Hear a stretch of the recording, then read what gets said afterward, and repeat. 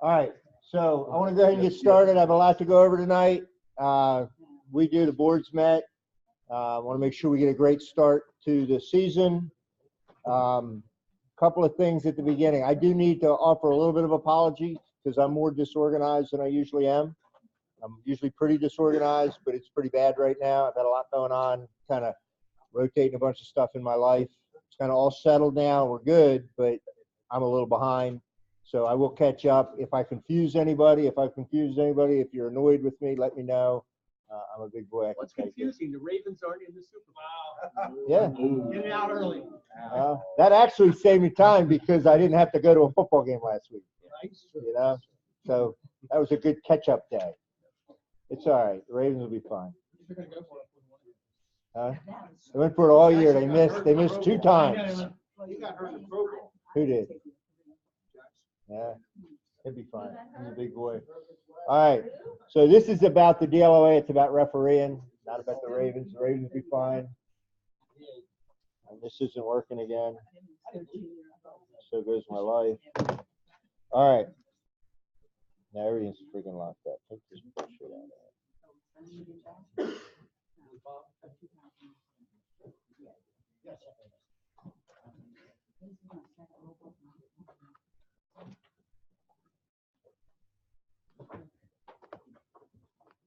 There we go. All right, so this year we're going to move on. Last year we were talking about taking care of our crew.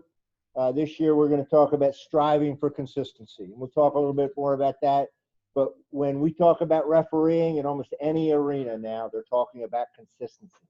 The NFL is continually changing their rules, to make things supposedly more consistent and understandable. As a group, one of the things we've done really well recently, and a lot of our feedback is, as a group, we're much more consistent. Coaches are happy with that. Administrators are happy with that.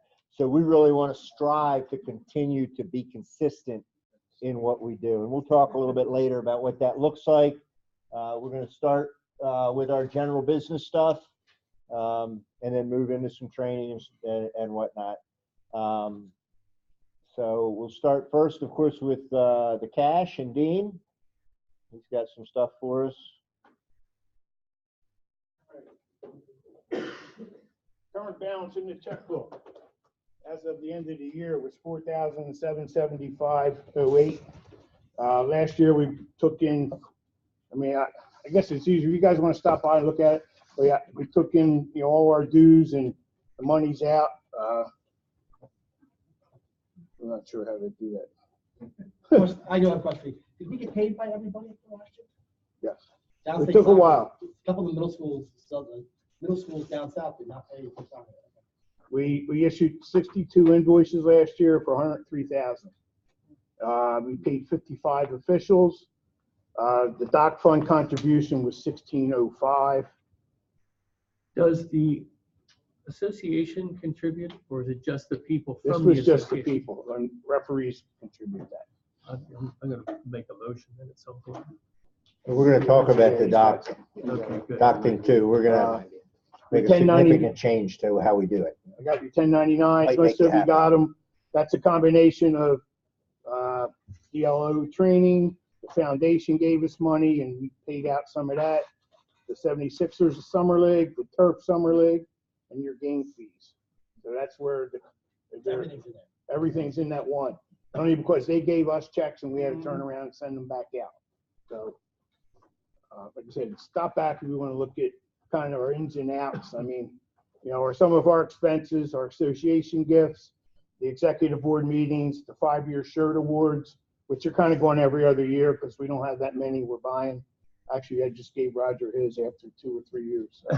So. Of course, we pay Arbiter Sports. We have to pay for an extra signer and to use it for payroll and invoicing. This year, we had the DLOA made us sign up for a Delaware business license. So we had to do it for 19 and 20. So that's 75 hours a year. That was new. We never had that before. We had some training expenses, 1099 postage, plus the fees for 1099. And I don't know if you guys noticed, Zwick's mother passed, and we made a donation to that on the chapter's behalf. So if you don't know who You know. Zwick is, Christian Zwickert, been around forever. He was a Wesley coach. He's currently the coach at Wilmington University. He's also one of our larger customers, other than what we get through the DIAA with his summer leagues and whatnot. So, Offsetting this, we collected 56 people with $25, and then 2020 dues, I got 42 people at $25. So that's $1,500. So kind of offsets. I sent DIAA their check to register people, which was $1,300. So take that off of the $4,700. We hang around $3,000. So, and the banquet was free because what we brought in from play days offset with the banquet cost. So we were able to, hopefully we got new things on that, right? So, just looks like that's going to be the same this year, I think. okay. All right, you good? Mhm. I don't think we have to make a motion. We don't have that. But Dean's done a great job with the books, and everybody gets paid. Kind of, Chris did allude, we did have a few issues with getting paid from a couple of schools. A couple were chronic, a couple were kind of surprising. The board talked about it, and we kind of decided we're going to monitor it. But if we do continue to have chronic problems with certain schools or certain districts paying us late, we're going to kind of bill them twice during a year. So they'll get a bill in the middle and a bill at the end. To do that for every school would be double work for Dean. That's not really right. We usually don't have a problem, but those schools that we know we have issues, that's going to be our immediate remedy. So JP has an assigners report. Nothing about the regular schedule yet. I haven't started to reconcile with website for sports and the arbiter. I'll start that this week. The 7th and the 14th. Thank you for everyone that's responded, but there's still plenty of spots for the play days. There is one play day. It's Smyrna on the 19th. 19th. And then somebody else wanted one on the There's 8th. only 3 games, but if we can get 3 different crews, that's fine. Send me an email. We'll just work it out. It is going to be 3. I think he's doing 12-minute running quarters for all 3 games. So there's plenty of work. If you can get there, just send me an email. Tell me you're available. The 7th is going to be busy. The 14th is going to be real busy. Unfortunately, they're all downstate. So Milford, Apo, and Cape Henlopen.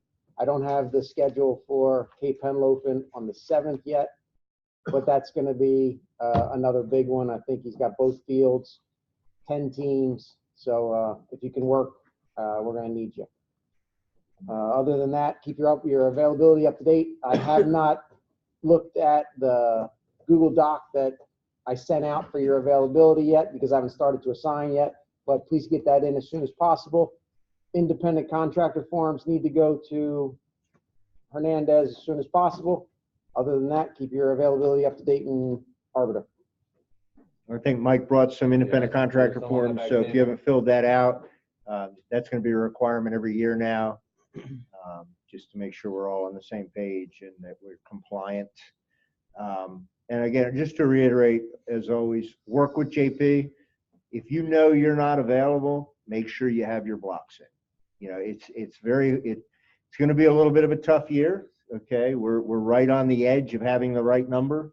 And the more JP puts out a schedule, and then 2 or 3 guys all of a sudden start turning games back, it sets the schedule kind of on a kilter. Sometimes, you think, okay, well, I can't make it that day, so he's just going to add a guy.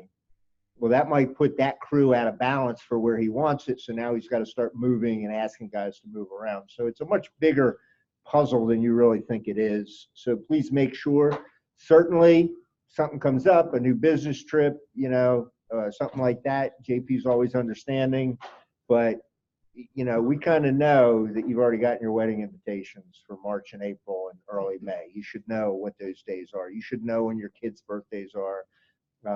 I've learned the hard way when my anniversary is, so those days should be automatic. And if your schedule doesn't let you work on certain days, get those blocked. If you have a conference to go to, get those blocked, and do all you can do to make the process easier. It is. I am gonna try and do the same thing this year. I know, if you're down south, it's tough to travel up north. If you're up north, it's tough to travel down south, but I'm gonna try and spread it out as much as possible. I won't send you down south more than once, a week, and I won't send you down south, you know. You know how I'm gonna do it. I mean, I wanna get new guys down south, and I don't mean, you know, if you're in Claymont or if you're in North Wilmington, I'm not gonna send you to Cape Henlopen for a 5 o'clock game. I do look very carefully at the games, but we need to spread out the wealth and, you know, a lot of very good games are also down south too. You got to keep that in mind. So if I'm sending you down there, it's for a reason. You know, I'm not going to send somebody down there just to cover a game. If I've given you that game, it's probably a pretty good game that you need to be on. So just keep that in mind. That's why your mileage needs to be set at 100. That just leaves you open for more games and more possibilities. Mike, what were, Last year was our first year of the mentoring program. I didn't hear any complaints about it. We're going to continue this year. Once I get a list from Greg, I'll assign first and second year guys, or second and third year guys, I guess, pretty much, to some of the more senior guys, more guys feel more comfortable. Can and we can just deal with. not do the guy thing? I'm over that. Everyone's a guy. No, I'm not a guy, and can we say Everyone's a officials, okay? I'm sorry. No, we'll assign it to people in here, and it's for connection purposes, so that people can have someone to call to when they have a question, instead of waiting for a meeting or not knowing what to do. At least gives a connection with someone one-on-one, that you can call them up and see how things are going, see if there's any questions. So we'll get those assignments done after I get the list from Greg. and then Mike Hernandez, youth lacrosse? All right.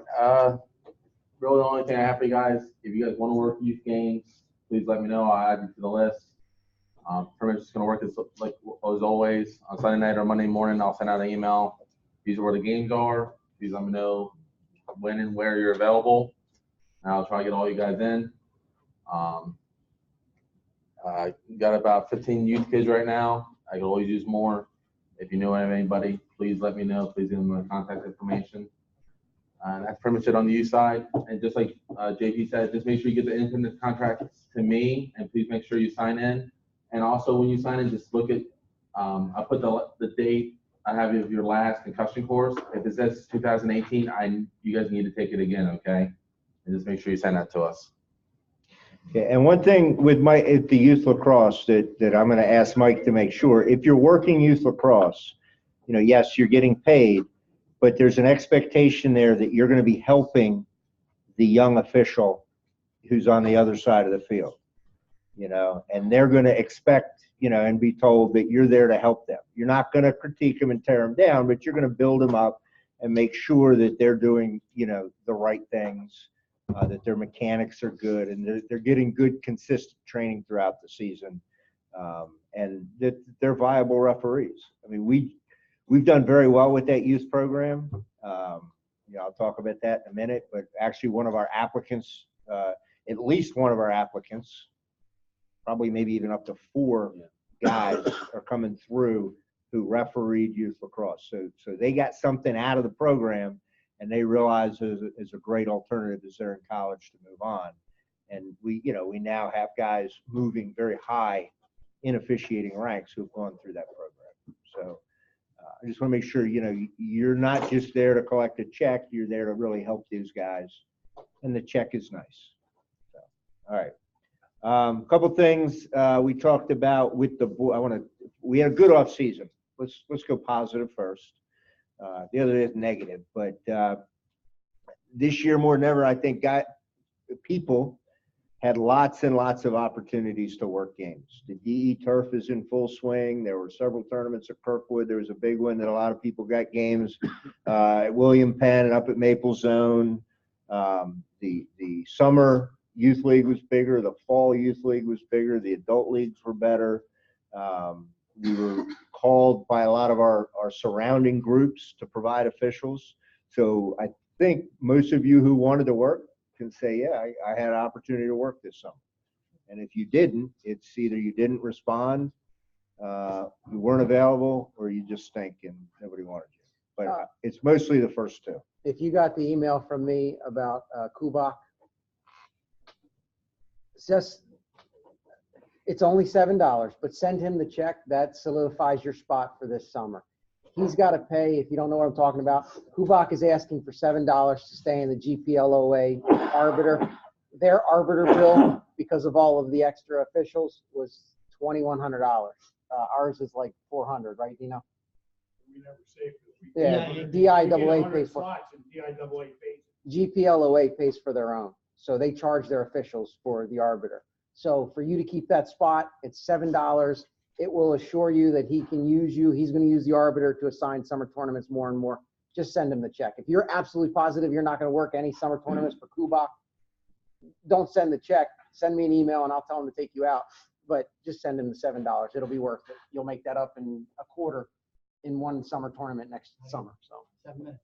7 minutes, exactly. 7 minutes. There you go. Hopefully a little less than 7. Yeah. So that $1 a minute thing is about 5 years old. It might 6 take him a years long old. time, but remember, adrenaline does pay pretty well.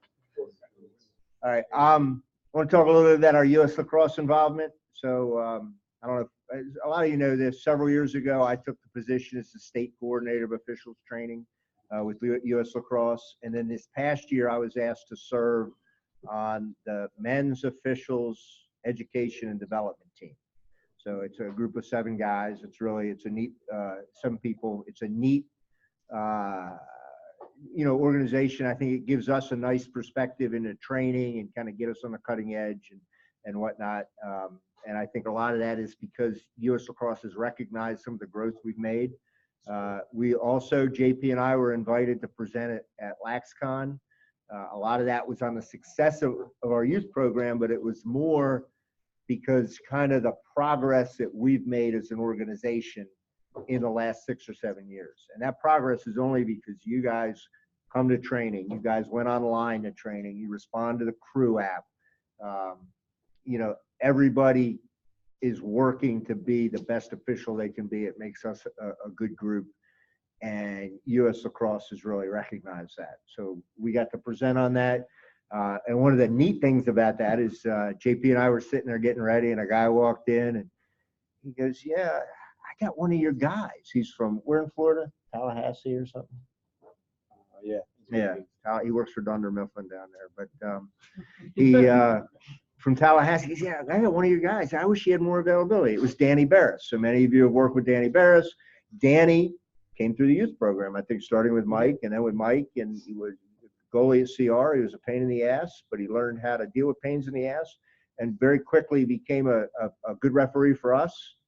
Fortunately, he met a girl who wanted to live in Florida, so he's down there refereeing for those guys. But it was neat kind of to have that interaction, that here we are talking about the progress we've made, and this guy can tell us about it firsthand, So it was very good. Backwards. It's a couple things. The board met a couple times this year. We didn't have a whole lot to do. We did vote to make some changes to the Doc scholarship. And let me just kind of preface this. Many of you knew Doc, had great relationships with Doc, wonderful person. We wouldn't be here today. We wouldn't be the people we are if we hadn't rubbed elbows and thrown flags with Doc at some point. We all miss him terribly. And when he passed, we decided to ask our members to contribute some of their game fees to go to a scholarship. And that scholarship was at the UD in the Lerner School of Business in his name. And it always personally kind of rankered me a little bit that we didn't even know who it went to. We had no control over it. And I always would really believe that Doc would have wanted to see that money help, an official, especially if it was coming from our stuff. So what we decided as a group is we're going to no longer send that money forward. The first couple years, it was the Robert Schweitzer Scholarship.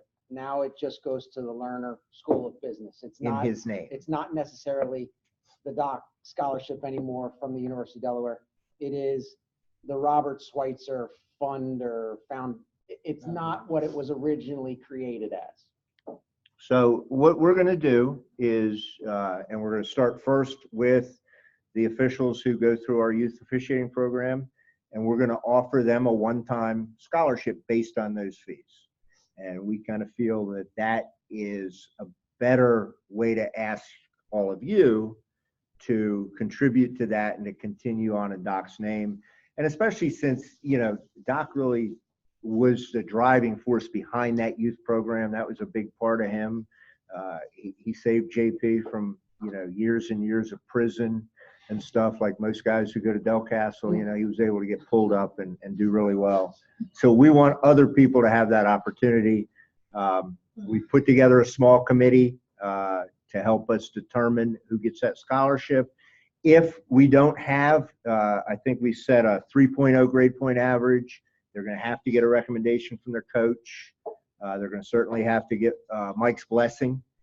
A couple other things. If we can't find a person in that, a senior in that youth lacrosse, then we're going to open it up to people throughout the state and find, you know, a good leader to help with that person's college education. At the same time, the Delaware Lacrosse Foundation has given out an award in Doc's name. And they were kind of at a quandary of what to do with it because they were giving out this award and nobody, you know, really knew what it was. So now that award will go to that scholarship recipient. So they'll pay for the plaque and we'll fund the scholarship. But as Dean said, I mean, you all contribute $1,600. And I know a lot of you never met Doc. You just heard about him. So, you know, I believe that that's a good use of the money. I think it's a great way to perpetuate Doc's legacy, and hopefully over the years we can help a lot of kids pay for school and at least save $1,000 in student loan debt. So that's that. The other thing is we're going to start working towards incorporating our group. Over the years, the group has kind of passed on, and we're not really 100% clear on what our status is as an organization. To be a premier fishing organization, we should be incorporated. So we've taken some steps to begin that. I've reached out to an attorney who was recommended by Fred Frybot. So some of you guys who are older than 60 know Fred. So the attorney came well recommended. We're asking US Lacrosse for a grant to help pay for those attorney fees, which would get us incorporated, make sure we're right with the IRS, make sure you guys are right with the IRS, make sure that as a board particularly, we're protected as a corporation, and it just gives us, I think, a lot more viability. So we're working on that. The other thing is an adult and youth code of conduct, and I'll be reaching out to a few of you to kind of help us put that together, and we'll put it on our website. We did unfortunately have an issue over the summer where an official who was part of us took exception to some stuff that happened with his son at a couple of summer tournaments. He went after some officials. One of them was a guy who's done NCAA semifinals. In our view as a board, that gentleman represented us as an official as a DLOA member. And when you are a DLOA member, there's a certain expectation. And one of those is you're not going to go into the private area where officials stay and curse you out and tell you how terrible you are and all that kind of stuff. So you just know that that's coming. It goes on with our social media policy. You know, to me, it's pretty much common sense. You know, we're all brothers, and we're brothers with other officials. We may have conflicts with them, you know, especially when our children and stuff come involved, but we have to be the bigger person in those situations. And when it comes back on us as a group, you know, that's totally unacceptable. So I'll share once I get the group and we put it together, we'll put that code of conduct together, and it'll just be there. It's already covered in our bylaws. You know, all those kind of clauses, conduct unbecoming of an official and conduct detrimental to the DLOA. We're just going to codify it a little bit more for our own good. So we did as a board. Does anybody else from the board have anything? So, all right, very good. All right. I'm not going to read this. This is kind of from last year, but just to make sure everybody understands, our bylaws require attendance at our meetings. We have great attendance tonight, very impressed. We've done everything we can to make it easy to get to board meetings, which is basically mean for most of our meetings, not board meetings, but training sessions. For the majority of them, you sit at your desk, you sit on your couch, you sit on your toilet, and you go to the meeting. So hopefully that will be good. We do record the meetings, and if you can't make meetings or you're short on meetings, we can provide a way to make sure you've viewed them and you've been at those meetings. There's a couple of people who told us they can't be at the meetings tonight, and hopefully they're online. I'm not sure. I muted them all, so it'll be good. And we will have the field training. I'll go over the schedule. That's something we want everybody to be at. I sent that schedule out a couple months ago. Hopefully everybody can be there. This is the meeting schedule. I'm not going to go through the whole thing. It is online at DelawareLaxRef.org. And I'll be sending out the meeting reminders on the Arbiter. The ones that you really need to note are a week from Monday. The clinic, it's at a new location. So if you go to DelawareLaxRef.org and go to our calendar, that location is in there. It's the high school for people who want to get to college quicker on the campus. Early high school Go ahead. I think that's on Early Dusty college. campus. It's right on DSU's 13th, campus. right? Yeah. Yeah. Yeah. I didn't So, realize that. look up that address. We'll also send it out on Crew as we get closer. That's the 7 p.m. And then the March 8th is our on-field training. Once again, UD is going to provide their practice fields. We have the That's Sunday, indoor area reserved, but if it turns out to be a nice day, we'll go outside. Okay. But that was very successful last year. And I think that one meeting is the biggest key to our consistency last year, is being on the field, talking about things, seeing lines, seeing cones, seeing goals, all that kind of stuff really helps us to all see it together and be transparent. And then the April 5th meeting, which as of now is scheduled here, we may end up moving it to online. We'll talk about that as we get closer. That's our election meeting. All right. So you go to the calendar. If you're a Google Calendar person, or if you have some kind of Outlook calendar, you can basically subscribe to that calendar. And if we make a change to the calendar, if I add the online links to the calendar, if we do a location change, time change, your calendar will automatically update. Okay. A couple other important events. February 2nd is the Polar Bear Plunge. I'll talk about that in a few minutes. Thanks to a couple of people, we're gonna raise more money than we ever have for that. June 3rd will be the DLOA banquet and golf outing. As of right now, it looks like we're probably going to go back to the same country club. We're looking at a couple other things to try and move it up north. The board felt that we weren't getting as many up north guys to go down there, and if we could come up a few miles. So we're looking into that. But in talking to Mike, my sense is we probably will be back at Mapledale. So we'll see what people say. And then the following week after that is the Lacrosse Foundation All Lacrosse Banquet, and then the Senior All-Star Game, and we'll get more out about that. I couldn't find the dates for that. They were still last year's dates. The banquet Nope. is on the 3rd, and I think the lacrosse all game is the 4th. Oh, that's great. Wednesday to Thursday? I That's believe different. so. Yeah. That doesn't work. Well, Usually a Monday and Tuesday. Oh, June, sorry, wrong month. it's probably June 10th and 11th, right? Yeah, it's what? It's probably June 10th and 11th. But I we'll can get see those all dates the out. emails already. Few of us go to the banquet, but the All-Star Game is very nice for an opportunity for us all to get out of the field together and officiate.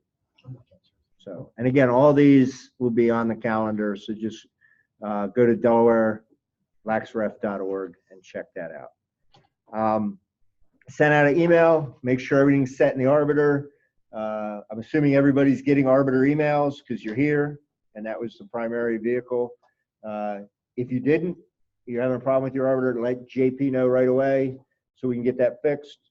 We send a lot of information out by Arbiter. The other thing you need to be on and make sure it's working, okay, is the Crew app. All right. You should be getting messages. if you disabled the notifications, I would recommend you enable those notifications so you get notifications on your phone. The hope is we get closer to the season, that's a very real-time sort of thing that you guys can communicate with each other. We did the you make the call thing last year that I thought was pretty successful. You can talk to each other. We can make small groups. It's a way of knowing having everybody's contact information kind of without having to hunt through the Arbiter. One thing I will say about that is the Arbiter app is now free to everybody. So if you have a smartphone and you get the Arbiter app, that's a little bit easier to use for contact information than going to the browser and looking it up. If you have questions about that, let me know. And then, of course, our website, dollarrelaxref.org, we'll put all the training information, all that will be up there for everybody. Our Facebook page, and then our Twitter and Instagram. So, make sure you kind of have all that information. The polar bear plunge, like I said. Yeah. Huh? So, I don't know if everybody's here. Antonio, Bob, Brett, never mind. I know it's a flip phone. Frank, Kyle's not here, is he? Kyle's not here. I'm here. Steve, and Tom. Every time I send something on crew, it says you guys are either not on crew or you can't accept the messages. So that's why you always get a separate text message whenever I send something out. I don't know if you have crew or not. Yeah, I just pulled it up, I was looking at it. Yeah, so I don't know if you have it, try-ons. I don't know if you guys have it or if you're still getting messages or what, but. So I don't know, do you still get a separate text message every time I send out a crew? Yes. I don't know why it does that. I'll look at it. I'll play with it. And see I if would can get recommend that maybe taken you off. guys delete the app and download it again and log in. Sometimes I know that's a pain in the ass. if there's an 'cause update problem, I just want to make sure you guys get it. That's why I always send it out again. Gallagher, I don't know. I know you had problems with it when you first did it, but are you on crew? Never mind. He's not getting anything, but he's still here. So, get on there. but I'll look at it too. I don't. That might be an idea to delete it and then download it, see what happens. But I just want to make sure you guys got it. All right, so the polar bear plunge is next Sunday. If you still want to join our group, I think we have 5 or 6 people. Love to get more. It's really not as bad as it sounds. We've gone down every year for 4 or 5 years now, and we all make it through. We make it back in plenty of time for the Super Bowl. It's just a neat event. It's very near to my heart because if you know my daughter Maria, who's come to some of these meetings, she has intellectual and developmental disabilities. She's been a Special Olympics athlete. I've never had to pay a dime for it. She's gotten a great experience. She's bold. She's played bocce when she was a senior in high school. She went to the national games on a unified soccer team. It's just a great experience. It's just a neat organization, does great things for people like my daughter. So I really personally want to support them. JP's been incredible. He's actually been a pain in the ass, but he's raised himself about $1,500, and in about a week, Frank has raised about $400. So we're going to cross the $2,000 mark. So that was our goal. We'd like to go more. You can join us. You're at the point now, you go to this website, classy.org/team, and that number where you can just flash that QR code if you're really hip. And you can go online, join our team. It'll cost you $75 now. You can also solicit more donations on top of that. If you can't do it, if you're afraid, whatever, you got the George Costanza problem. You can always donate. Okay, we can shrink your wallet instead of your other stuff. I guess I can't say that either, can I? But it would be great to have you donate. Maybe we can get to $2,500. When I looked today, we were the 47th place team, which I was pretty impressed with for having 5 guys. And I haven't even lifted a finger. If you do donate though, pick whoever has the low. Pick somebody to donate it to. JP already gets a robe. He already gets a fleecy robe with his name on it. No, I didn't get that yet. If I get the $2,000 though, I do get it. I'm just saying. But pick whoever has the lowest amount of money, because if you guys put it into if you just donate to the team, then we have to give that to somebody, and it's a pain in the ass standing there. for an hour for them to figure out who they're going to give it to. I don't know if Greg's going this week or if I'm going, but, and actually we have to have it done by Wednesday. Yeah. So pick whoever has the lowest amount of donations, if you're still going to, and give it to that person. Don't just donate to the team. Donate to a specific person on the team. Me, I need me, 44 not him. I need Me, $44 to get to 500. I need 1,000 to get the robe. I'm getting my hoodie, right? Yeah. Because I saw Everybody gets a hoodie. I sell that hoodie to a girl at the, where I work out, and I make $10 off the deal. So that's pretty good. All right. So Polar Bear Plunge Crew app, we talked about that. I'm not going to go through all that. It's a very good tool that we came up with. I think when we shared that at US Lacrosse, people were already trying to get their group started, and it's free to us. And we only have one idiot with a flip phone, so I think we're doing pretty good. Membership. If you haven't paid your dues, which I think everybody has, see Dean. He's already sent forward everybody's name. Hopefully we'll get our online rule books quicker this year and all that. You're required for the meeting and training attendance, all the DIAA requirements, the NFHS test. I can't seem to get them to tell me the dates, but last year it was sometime mid-March to mid-April. Once I get those dates, I'll let you know. You have to take the test. Okay, they're keeping score now, and pretty much other associations, other states are starting to require you to take the test even to do regular season games, and they're pulling schedules. So I haven't heard they're going to do that this year. Take the test. It's a requirement of your membership. The concussion course, Mike talked about it. Look on the paper in the back, see if you need it. If you're not sure, call Mike. He'll take care of it, and then you can send your certificate to DLOALAX@gmail.com or send it directly to Mike Hernandez.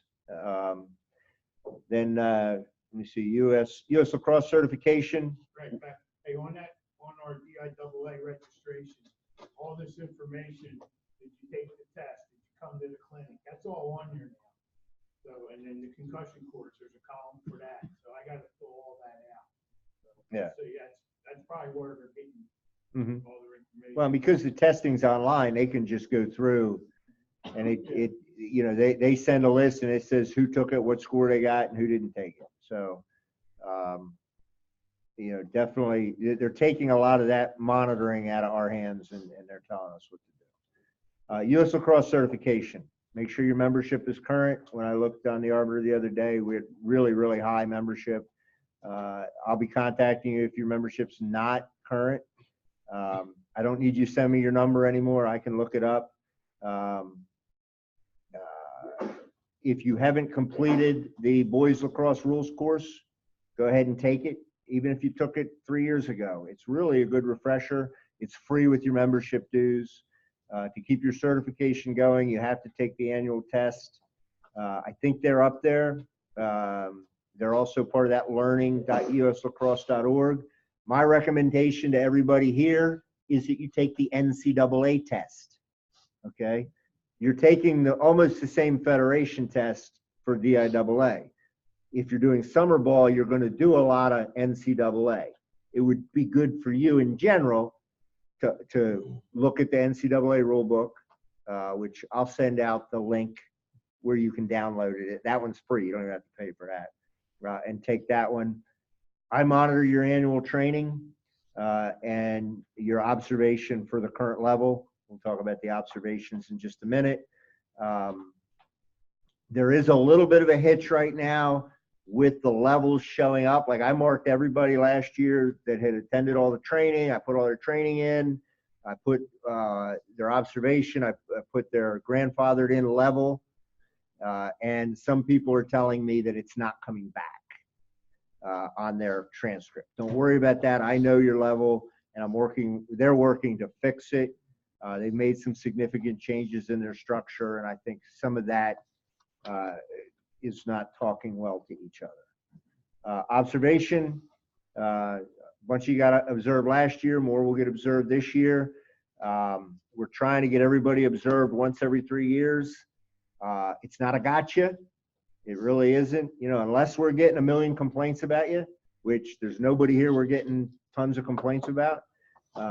your observation is a learning tool, give you some tips, give you some different ways to look at things, tell you what you're doing well. Please pass that along to other people, all that kind of stuff. If you want more observations, just email me. We'll get you one. When you are observed, the observer gets half of the game fee. That's taken out of your check. The other thing that I'm working on a little bit is we're working with the schools for them to share game film. I was able to do a couple of kind of online observations last year.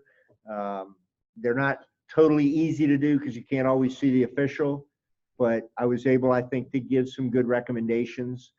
When I do that, there's no charge for that, and it's strictly kind of, a game that I picked up and maybe a few things I saw to make people better. JP will probably do a few, and we'll move on with that. A lot of our quarterfinals, semis, and finals were observed last year, and the observations have been great. I talked about the conduct policy that we're going to put together. We also still have the social media policy that is listed on our website. It's very common sense. Don't go on any of your social media sites and make comments about a game, a play, a player, a coach, a school, a fan. In 5 years, 6 years of social media really being prevalent, we only had one issue, and that was an official that's not with us, and he kind of went after a school and their fans in the soccer realm. And that still even wasn't right, because you're still an official in the DLOA. It's fine to take if you find a picture of yourself officiating, that's all great. I would stay away from any other discussions. It's fine, like when we put You Make the Call discussions up on Facebook, if you want to participate in those, you're just not attacking the other official. We're not making general comments about the players and that stuff. When we do put the You Make the Calls up in a public arena, we're not using Delaware film. I'm using film I get from other places, so that we're not putting out things about other teams, putting teams in a negative light just because we put them on our Facebook page. That would include insulting NFL, NBA, MLB. I just don't say anything about any official. If you're watching a college game, if you have a question about the call that was made, that's fine, but don't say anything derogatory about any officials. Delaware's a small state, and if a coach sees, your name up there, it's going to resonate with them, and they're going to remember it. It's a very small state, and they're going to see that you've said something bad about any official. Just be careful. All right. We got $1 raise this year, right, Chris? $2. Okay. Yeah. That's what happens when you use last year's PowerPoint. Yeah. $2 raise this year, so that's pretty good. We continue to get those raises based on the state contracts, with their employees. So we get kind of whatever they get right now. Right now, the economy is kind of cranking out pretty well, so we're doing pretty good. Fortunately, when it gets bad, they can't take anything away. Hopefully, we continue to move that up. We still are kind of in our impasse with the DIAA about their bylaws and rules for scrimmages. So just to remind you, we can't be compensated in any way for an individual scrimmage. So Tower Hill wants to scrimmage First State Military Academy. Okay. We send officials, there's no compensation for anybody. Okay. First State Military wants to have a play day with 3 teams, to include Tower Hill and some school from Maryland. Okay. By the way, the DIAA rules are, we can charge an association fee. And what we charge them, it's pretty minimal. It's $125 for 3 games, 3 teams on 1 field. Okay. We can't, by rule, we can't compensate the officials at work, but that money is what's been funding our banquet and our awards and our association gift. And it's really kind of helped us to, we made the one raise in your dues, 3 or 4 years ago. We haven't had to even think about coming back to you. That hasn't even been a conversation because we're able to do that. But with that said, we don't want to work any individual play days. Okay. So even if, your first cousin 3 times removed is over there, You know a kid over there, you'd like to help them out. We want to kind of be solid with, we're not covering those single games. Because if one team gets it, then everybody finds out it's a small state. So any play day you work in Delaware, okay, go through JP. And that goes for anything. Anything you get assigned in the state of Delaware should come through JP or one of the assigners, like Paul Kubach or somebody who we've worked with to develop that. But as far as scrimmages go, it's the play days. It's fine to have a bunch of guys on play days. It's actually very good because you guys can kind of self-evaluate. You're all in one place. Just make sure you're working the proper mechanics. All right. Any questions about that? All right. I do know from my conversations with Donna Polk and at the time Tommy at DIAA, they were making some waves with their higher board of control to change that, which is where that has to be changed. It's not in our contract. It's in the bylaws of the DIAA and the way that they're working. Uniforms. Kevin was supposed to be here today. Last minute, he was stuck in Virginia Beach. He will be at the clinic.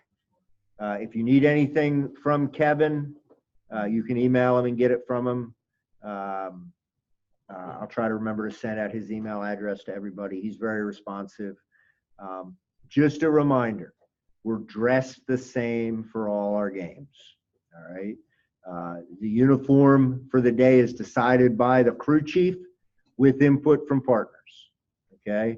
Want to make sure everybody has a flag on the left side of their uniform. Okay.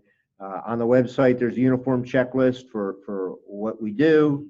And then if you're an official, you should have all the equipment in that scholastic column when we get on the website. If you have questions, let me know.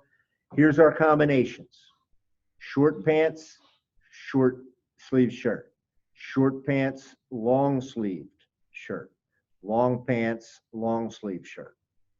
Okay. The DLOA jackets or a black jacket you can wear. You can wear it in a game if all three people have similar looking black jackets if you're wearing long pants.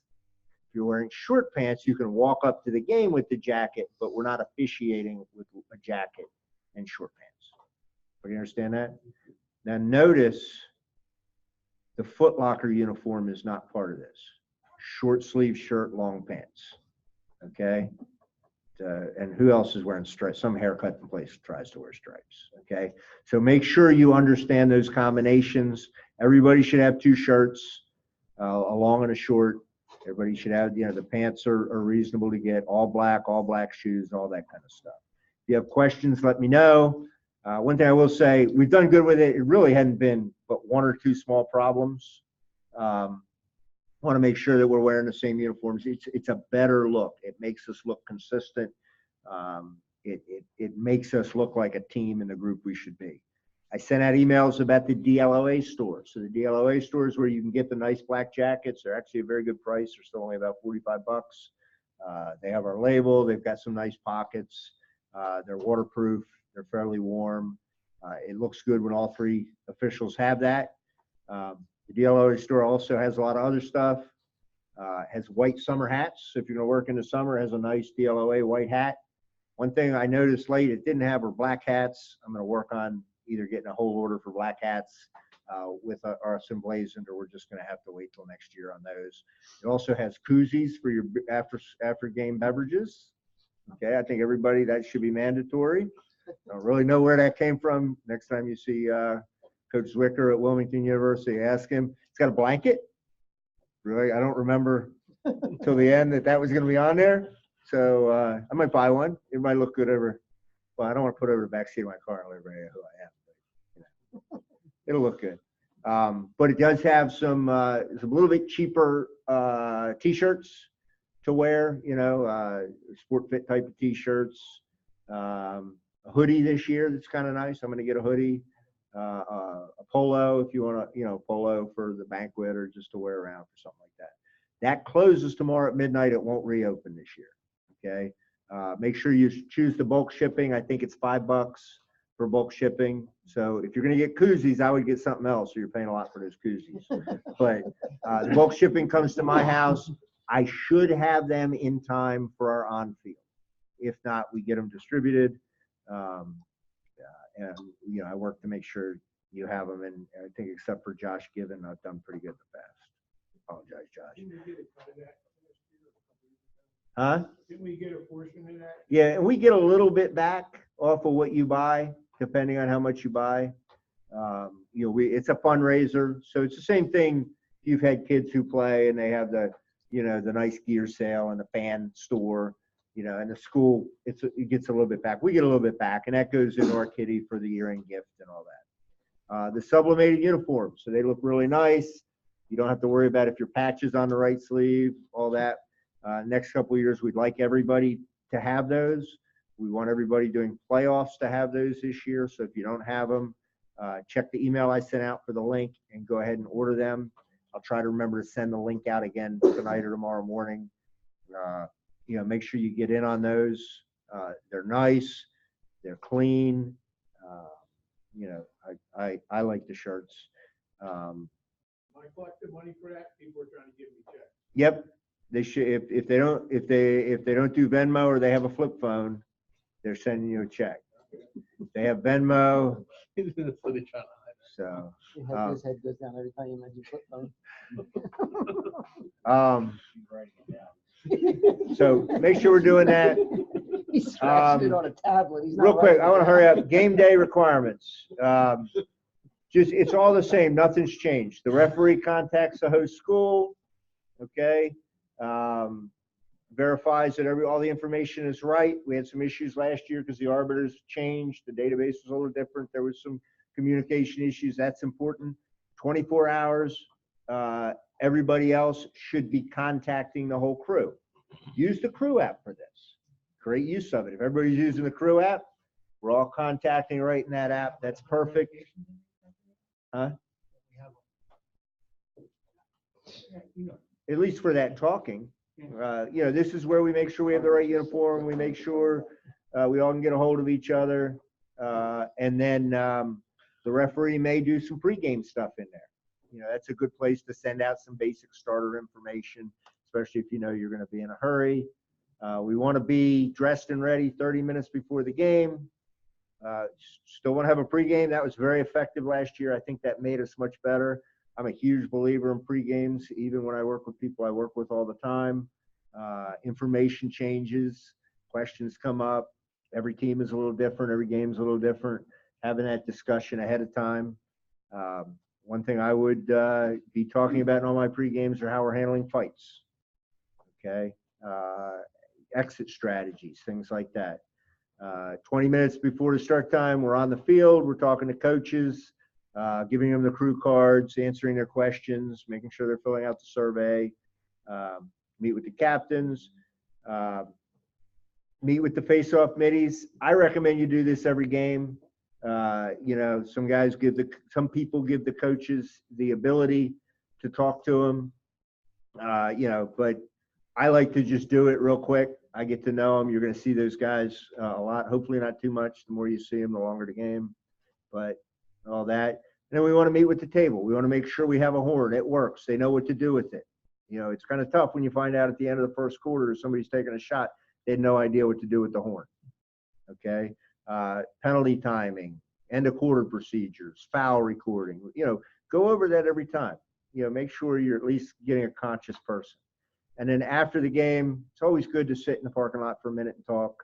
What'd you see? What'd you have? I didn't understand this. Hey, thanks for that. That's always a good thing. And then the referee on the crew always completes the game report. The game report's the same length as last year, and that's on Arbiter and on our website. Any questions about that? All right, I got through all that. JP is going to talk real quickly about new rules and changes. There are actually 10. 7 of them are just kind of confirming wording and different things. 2 of them were pretty big, and 1 of them just kind of talks about some stuff. So JP is going to talk about it. Most of this will come in the clinic, and we'll spend a lot of time, I promise you, with quick restarts at the on-field. Okay? So try to wrap your head around it a little bit, but we really need to get you on the field with some players and go through some scenarios of what you really do. Yeah, there's not a whole lot of changes this year. It is There are quick restarts, but remember, we're not starting with our hair on fire. Basically, it's still, you're not going to blow the whistle if your partner's not ready, but we're also not going to delay it. The biggest thing about the quick restart is even if he picks it up and starts running, that's not the quick restart. The quick restart doesn't start until we blow the whistle. So if he picks it up and we blow the whistle, really the quick restart is the defensive player can't play him until he gets 5 yards. That's the quick restart. It's not as soon as he gets it, I'm blowing the whistle. The quick restart stresses, what we're going to stress is that that defensive player can be standing right here. As long as he doesn't play him, I'm going to blow the whistle. If this defensive player runs with me all the way down the field and doesn't play me, I'm good. If he gets 5 yards away and then he comes at me and starts playing, that's fine. We're looking for that 5 yard distance. He can't play him until he's gotten his 5 yards. And playing is defined as contact. Right. You know, if Or getting in his way, Right. Restricting his movement. And we're going to go over this too, but some of our more experienced coaches are going to teach their kids that offensive player to run into him. That's not a violation on his part. It's not a violation on my part either, but I'm not going to blow the whistle. Okay. If I'm starting with the ball, whistle blows, and I run into the defenseman, I'm not going to stop the play. If he plays him, it could get hairy. We'll talk about that. But the quick restart is I'm not blowing the whistle as fast as I can just because he picked up the ball. I'm still waiting till I'm ready. I'm waiting till my partner's ready. The quick restart is I don't have to I'm not telling that defenseman, give him 5 yards, give him 5 yards. If they're standing right next to each other, I'm going to blow the whistle. Quick restart doesn't mean the ball's on the ground, he's running through, scooping it up and going. If that opportunity is there, my partner's ready, yeah, I'll blow the whistle if it's within the field of play. He can pick it up. If he's got it, I'm going to blow the whistle and go. Coming in from out of bounds, he's still got – we're going to give him that in college, we call it the California stop sign. He can come in, slow down a little bit, and then go. He doesn't have to come to a complete stop. You know, we've been telling them to come in, stop your feet in high school. Well, now he can pick up the ball from out of bounds, come in, take 1 or 2 steps slowly, and then we blow the whistle. We'll go over more of that. Every penalty, every stick penalty. one thing with the quick restarts too is if you just had a big ground ball and you ended up calling a push, but you got 5 guys laying on the ground, let everybody get up and at least get a little separation. Because what will happen is somebody ends up laying on somebody. Now you got a whole other problem. So you want to make sure everybody is up, safe, you know, and then we're going to restart. Yeah, I don't want to go an hour, but if they pick it up and go, are we bringing it back? No, as long as I'm ready and my partner is relatively ready. What I don't want to happen is we're both, you know, I'm at goal line extended and my partner is 5 yards below the box, but the ball was at midfield and he picks it up and he's already at the next restraining box when we're both back here. Yeah. You haven't even finished signaling yet. Yeah, that's a bit of an issue, and we'll go over more of that. Yeah, because the coaches are saying, you know, beat the whistle, beat the whistle. It's not a quick restart. I don't know how to say it. It's not a quick restart for them to get an advantage to put us at a disadvantage. It's a quick restart in terms of position, especially when it's a 2-man game. Yeah. That's the way we're going to officiate it. The majority of our games are 2-man games, and our coaches are going to have to understand that, and that's what I'm going to stress at the rules meeting. Yes, it's a quick restart, but you have to remember it's a 2-man game. Most of them are 2-man games. We're not going to put the officials at a disadvantage, you know, 50 yards behind the play when the ball is way in front of us, because that's going to cause even more problems. The coaches are going to be. We'll talk about all of that. And level of play and all that. Exactly. Comes into consideration. They're going to think as soon as the ball's picked up, get it and go, which is going to put us at a disadvantage. That's what we don't want to happen. Every stick penalty is 2 minutes, no matter what. Deep pocket, pinched, it's too short. It can come back. I don't know how they're going to fix that stick that's too short unless they put a new shaft on it. But if they put a new shaft on it, the stick can come back in. We are not checking that again. If we say the stick's illegal, they take it to the bench. That's it. We're done with it. If the other coach wants that same player checked again and it's illegal, then it's 2 minutes. We're not giving them that courtesy check. Whereas if it was a deep pocket, they would ask us to check it again. We're not checking it again. If the opposing coach asks for it, yes, we'll check it again. But every stick is 2 minutes, doesn't go to the table, hand it back to the player. He serves his 2 minutes. Throwing the stick, this is going to get, I don't think we've had a huge problem with this in Delaware, but the wording has been changed in different parts of the book. Think about it this way. He throws his stick at you, at another player, or at the ball when it's going to affect play. It's unsportsmanlike 1 minute. When I say affect play, the goalie's clearing it, and it's at midfield, he throws his stick straight up, I'm going to give him a minute for that. If he's entitled to the ball and it's going out of bounds and he throws his stick at that, I'm probably going to be technical foul, illegal procedure, turn it over the other way. It's common sense. If he's trying to affect the game by throwing it at me or throwing it at another player because he's angry, or Creating a safety violation, or trying to keep the other team from getting the ball, I'm going to put him in the box for a minute. If he's trying to save it from going out of bounds and he's entitled to it, I'm just going to take it away and give it back to the other team. Those are the major changes. There's a lot of. What about when they toss their sticks back and forth from the coaches and everything? Like, you know, If that's during a dead ball, that's usually, I've seen it usually during the live ball. well, they can't, that's illegal procedure anyway. I don't see it. Yeah, exactly. If it's behind you, I mean, I'm not going to worry about that. If it's, remember That's they can't technically already exchange with the illegal ball. procedure, Yeah, it's though. illegal procedure. Yeah, they can't throw the stick because they have to come into the box. He's at and do least the got to exchange. at least step into the Yeah. box or appear to step into the box. But if that's behind you, we're not going to. But to Karen's point, you do see often you're going to man up, man down, and there's a midfielder on the field. He's going to become a long stick defender on man down. A lot of times the kid who had the penalty, who's a long stick, will they'll kind of toss sticks, ignore that. It's a dead ball. It's a dead ball. That's not the intent of this rule. The intent of this rule is mostly safety, to prevent a kid from throwing his stick at somebody or into a scrum to try and affect the play or something like that. I can't recall seeing it a whole lot.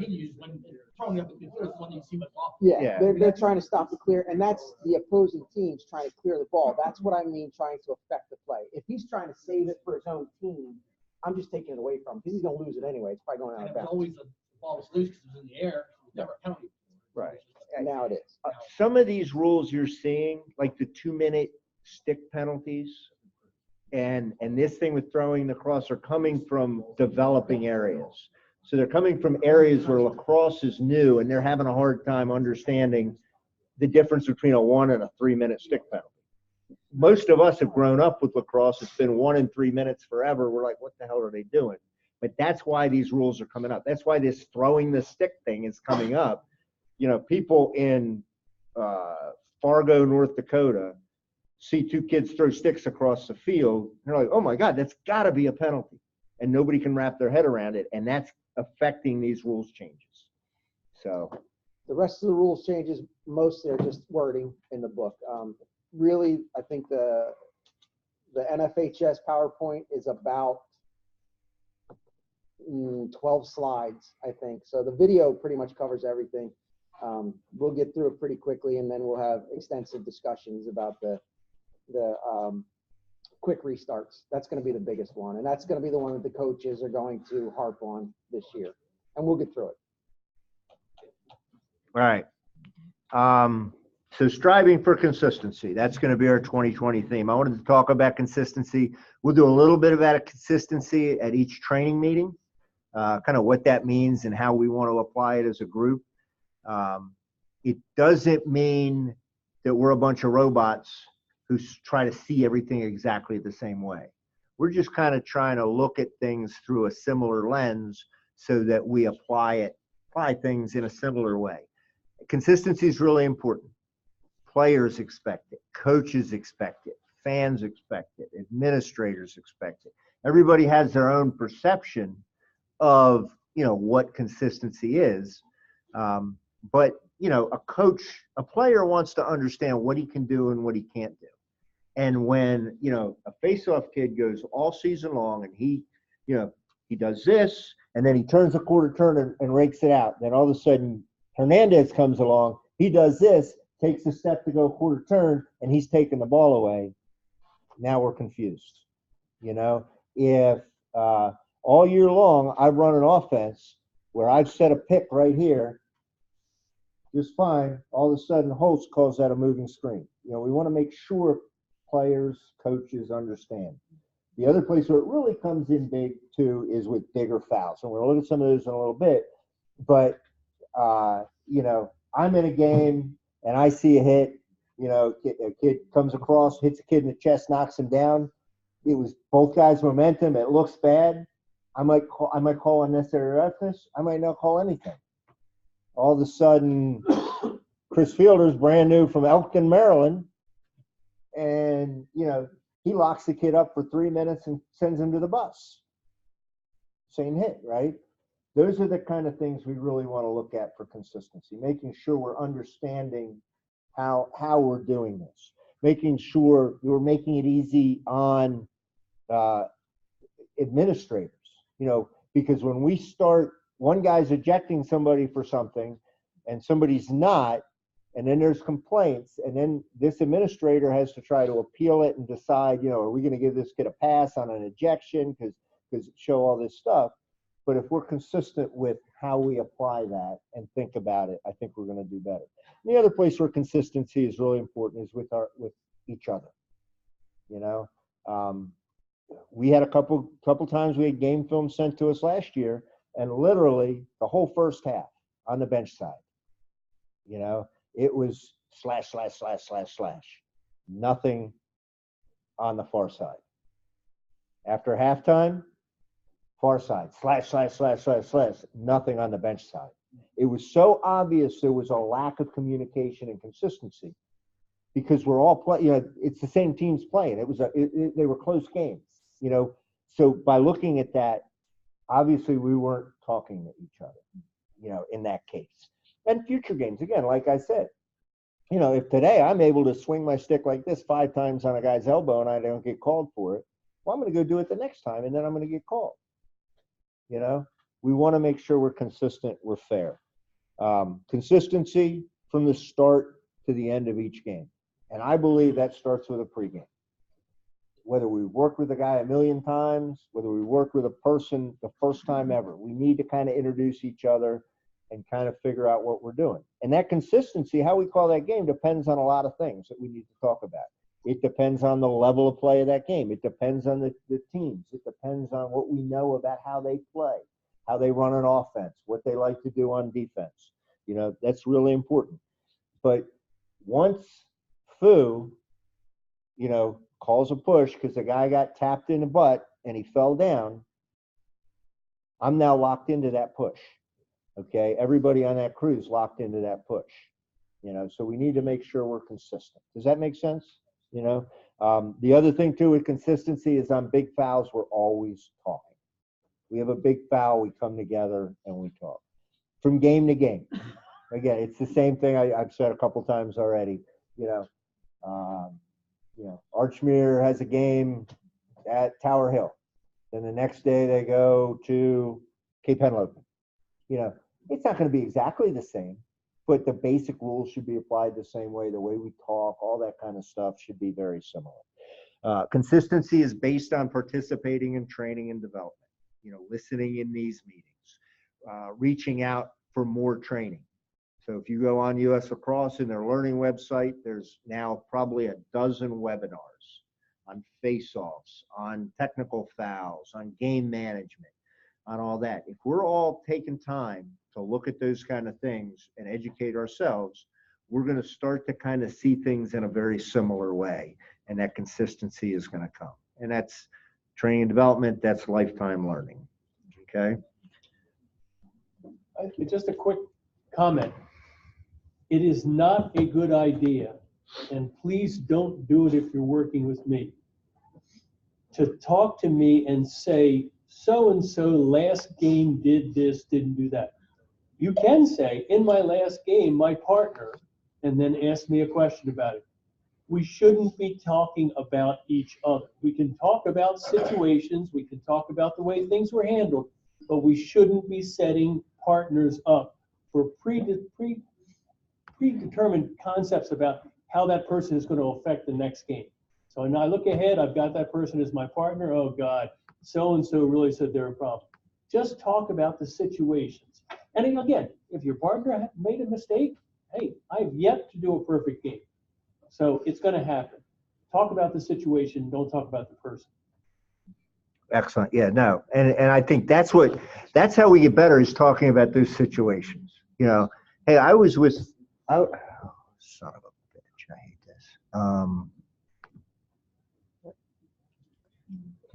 Okay, good.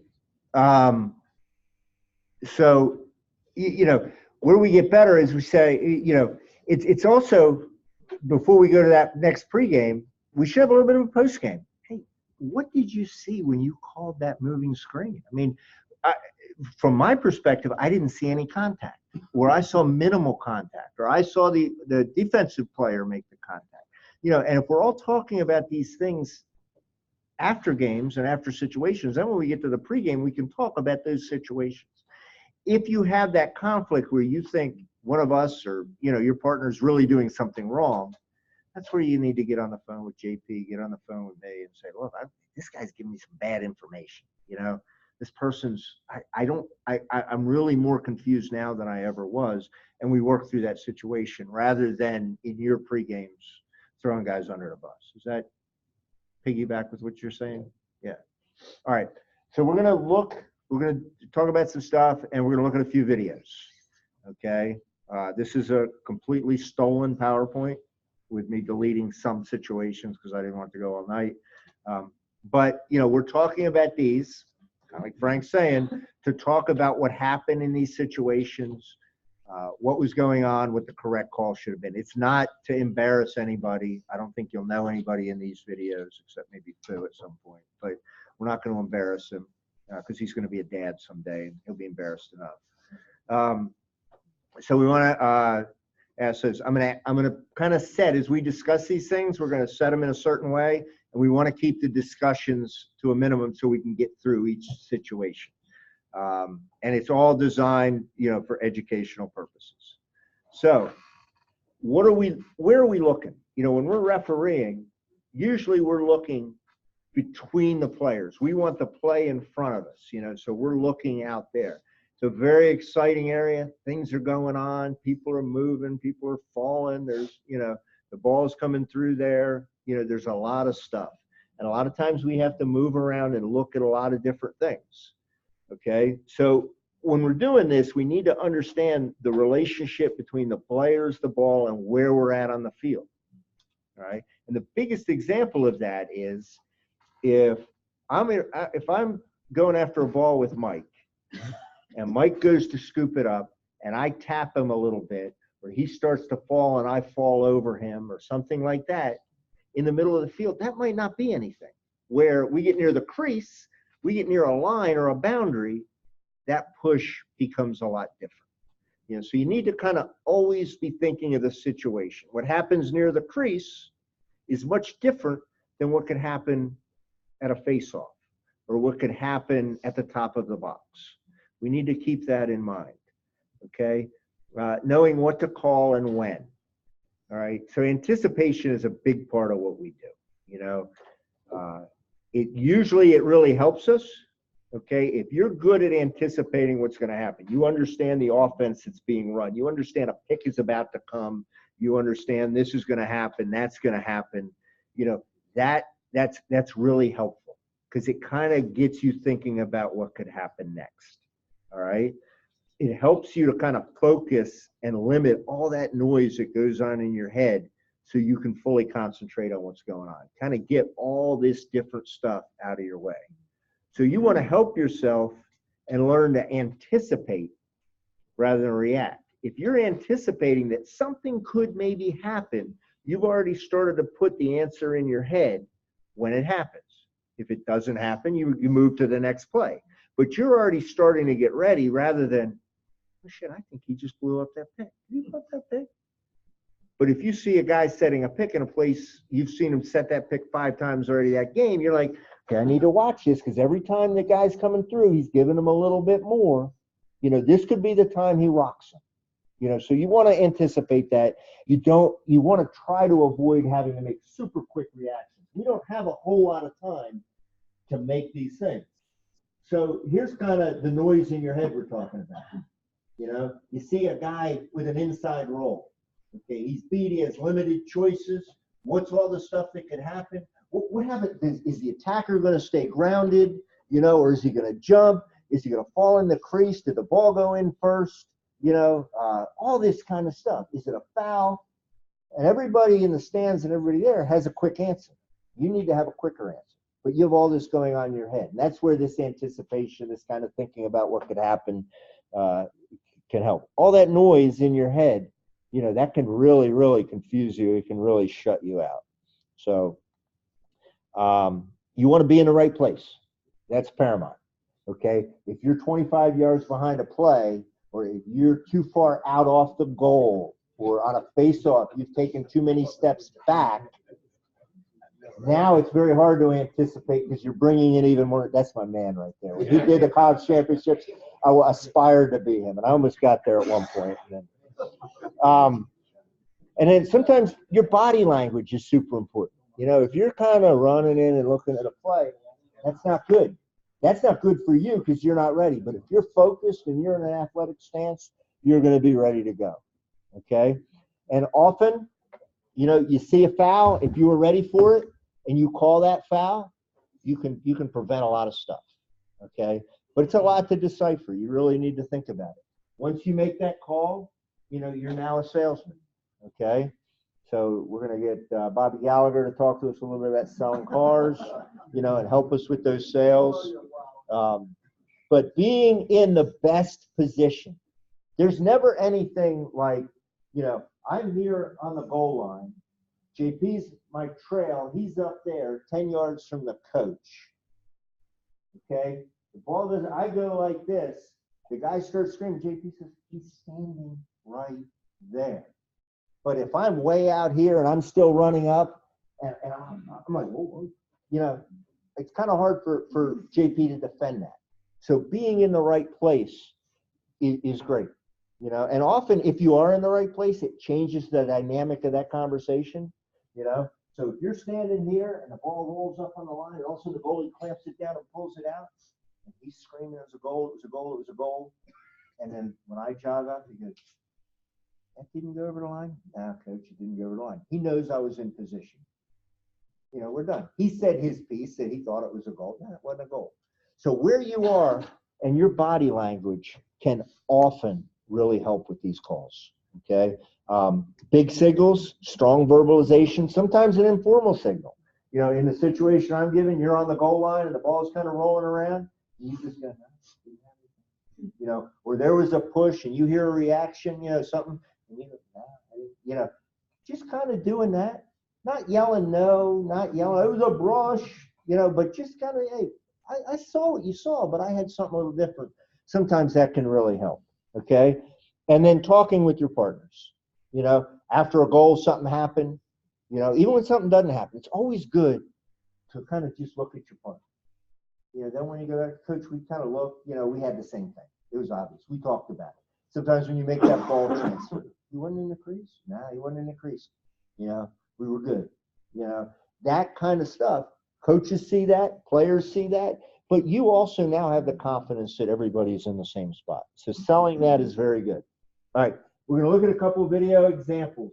I picked out, the ones I picked are all pretty big hits. So what I want to kind of do is I want to try and simulate what happens after you get something big happen. So I want us to get in groups of 3, if we can, kind of to simulate a crew. So if you can get yourself in groups of 3, I'm going to show a video one time. Okay, so I'll give you the chance to look at the video in real time. Okay, we're going to assume there was a foul or later there was a foul. You're going to talk real quick. I'll wait. Are we in triples? Okay. We have one. There we go. I'll be the boxing official. So make sure you're good. make sure we have a referee. So somebody on each different situation kind of be the referee. So at the end of 20 seconds, be ready to give the answer. And I'm going to move it around. Afterwards, I'll show that video a couple more times. We'll have a discussion for a couple of minutes. And then I'll give you a little bit of perspective. And again, this wasn't my PowerPoint. So this perspective will kind of come. Yeah, really. Congratulations. Yeah, while I'm plugging this in, everybody congratulate Fu. He's got a little. Also, while he's plugging that in, some of you might not know who he is, but Jim Foskett has decided to retire. So, No. we're gonna. I did invite him to the banquet. Well, he didn't tell me at the end of last year. He just decided now. So hopefully he'll be at the banquet at the end of this year. We'll give him his retirement plaque or whatever we're gonna do for him. But yeah, he decided after how many years? I was just gonna say. Long time. 94, 95, And right? close to 100 years he's been officiating, but he decided to hang it up. There's a church in Newcastle. It's probably gonna need Yeah. some members too. Yeah, Frank, he was the one keeping Franklin in our All right, so let's go look at this first one. This one does come with a recommendation, and this happens a lot in these type of plays. Don't be mesmerized by the ball. So don't get stuck just watching the ball. All right, so we're gonna look at this one time.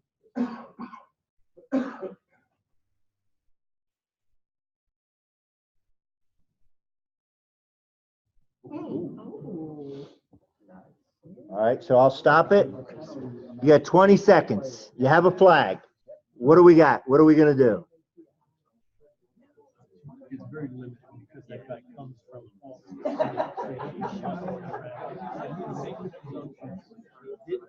You're not showing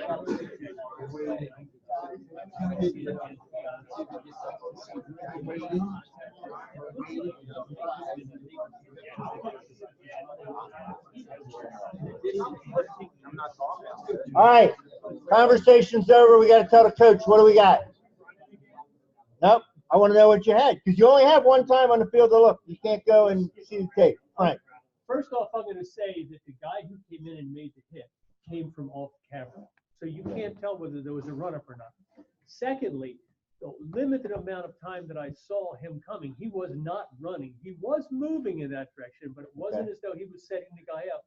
And the third thing was the guy who was trying to pick up the ball literally was the one that didn't, had the impetus. I really don't know where. Well, the you got. I got nothing. Okay, Frank's got nothing. We had 2 flags down, and we're waiting to see if the guy get up. We're talking about it. Okay, so what are you talking about? Well, Just tell me what you're kind of quick. Unnecessary. defensive player. Well, no. Okay, unnecessary roughness. Easy R, I'm not. You have a defenseless player. Okay, so perfect. So we got nothing. We got just an unnecessary roughness. No, we don't know what we locking him in. Okay. We're gonna see if he gets up. Are you gonna lock him in for unnecessary? All right, we got a crew here that's not sure they're gonna be on the field for 2.5 hours. They think we're paying them by the hour. These guys have a defenseless player. They're gonna lock him in. Was there any other discussion? Like, what was the penalty? Okay, but who's the referee in your crew? So you're gonna lock him in for 2 minutes, Sam. Okay. Let's look at it a couple times. Just watch it. I'm gonna play it 2 times. Chords.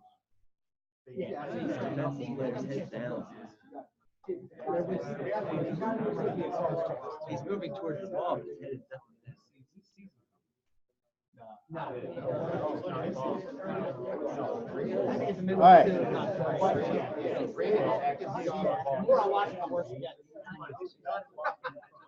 So, all right. So, Chris just said something really telling. The more I watch it, the worse it gets. But we don't get that. We're not walking around looking at tape, nothing like that. So think about it individually. Here's your choices. You got 1 to 3 minutes as a cross check, 1 minute for a defenseless player. We're going to make that B and C are the same. This college rules. So 2-minute minimum defenseless player, ejection for either a defenseless player or contact to the head or neck. Now you've seen it a couple times. I would put 2 minutes. How many people have defenseless player or contact to the head after seeing it? Oh, no. No, I'm talking, even after seeing it, now we're going to start talking about looking at these clips and how we use them to help us anticipate in the future. After watching, I think it's higher than I thought. Okay. So here's kind of our thoughts, or the people I stole this from. Okay. If the minimum for a defenseless player is 2 minutes full-time serve, you'd be safe with either 3-minute or ejection, not injection. Proofreading is very important. Okay? So, and it's always safety first. Okay, did this kid, was that a lacrosse play? I mean, he ran up. This is what I saw. Okay, he ran up. All right. His intention was to crush that guy. He wasn't trying to get him off the ball. He wasn't trying to dislodge the ball. He went up to him and he followed. You know, he didn't just run into him. He didn't drop his shoulder into him. He went to crush him. Okay. So he seems to be cross-checking a defenseless player with intent to cause bodily harm. All right. And again, Chris, you look at it several times, you see more. And you see that play a lot off of face-offs and ground balls. And that's where the anticipation is really important. And that's how we get consistent. If we're like, oh shit, he's there, there's the ball. Wait for it. You know, if you're waiting for it, you're already ready for it. If you're not waiting for it, you're going to be like, I don't have nothing. You know? So, and that's one, you know, we had a email conversation with Ed Charles this week, who is back. If you know Ed, he's the DIAA. Yeah. Kevin Charles. Kevin Charles. Who's Ed Charles? Must be somebody. Kevin Charles is back. So, you know, and there was a big hit. He wanted his, you know, our input on it, you know, and we gave it. But, you know, he was pretty clear.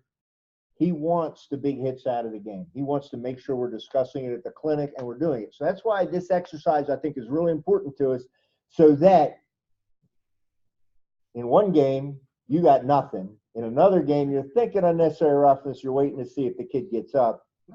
You guys probably got it right. 2-3 minutes, and we're going to eject him. I think, you know. Well, if you go to 3, you're ejected. No, you don't have to eject him at 3. Here's what I'll say to you guys. That hit right there, when you get together with your crew, ejection should be in the conversation. Whether you eject him or not, that's going to be up to you, and it would be supported, okay? Because a lot of factors come into whether you're going to eject that kid. Is this the fourth quarter, and that's the third kid he's laid out in a similar way? You know, but here's what you got to understand.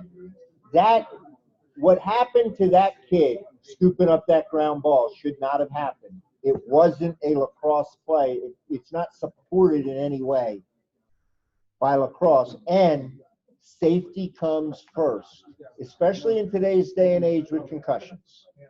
Okay? Guys, here's what happened. Officials, here's what's happened.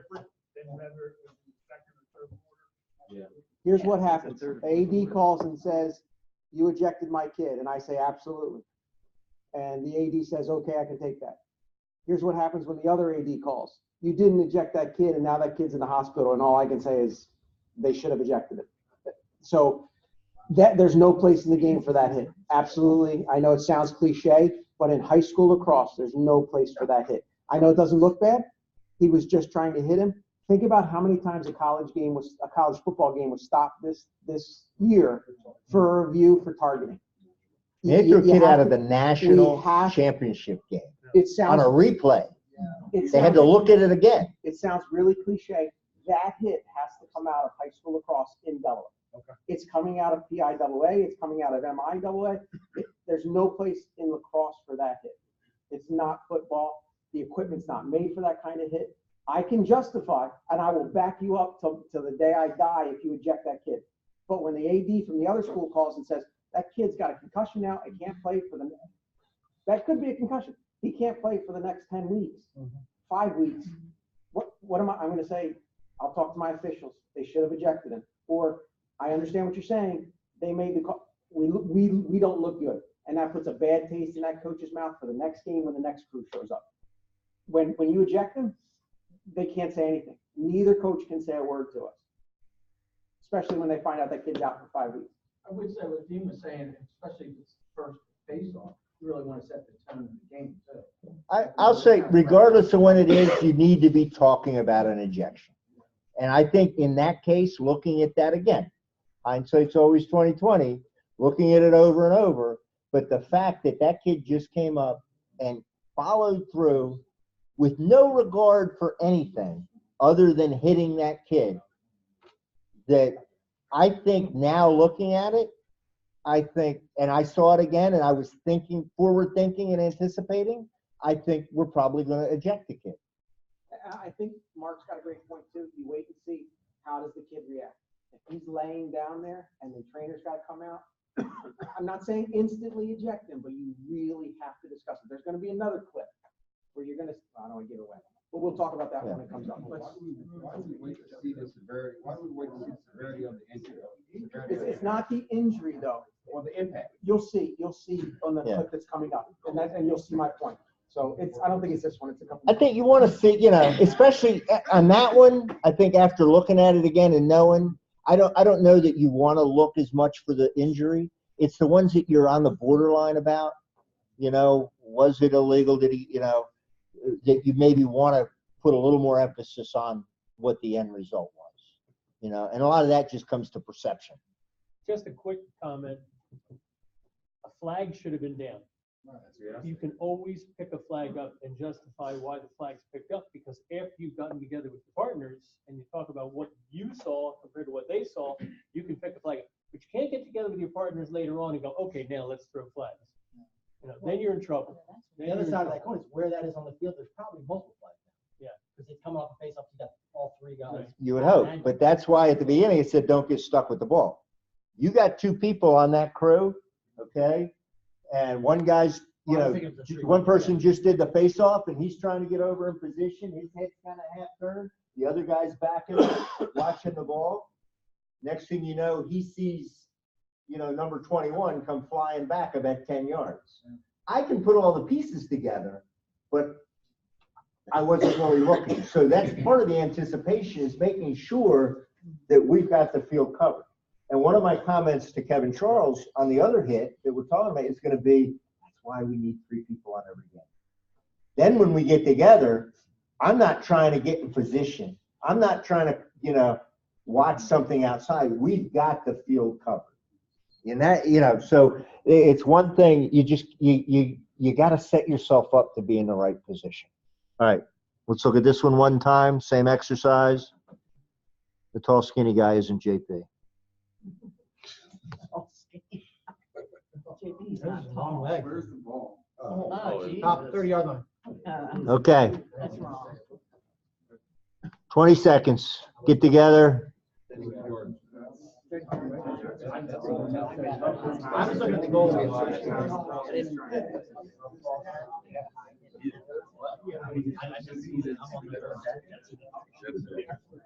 I'm still trying to figure out what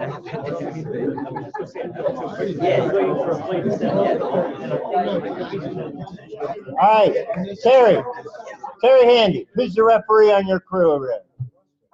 What'd you guys have?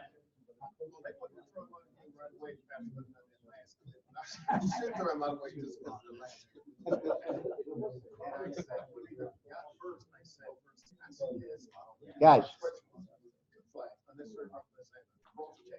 Okay. All right, but you don't, so in your discussion, ejection was definitely discussed, right? Okay. What are you doing, Gallagher?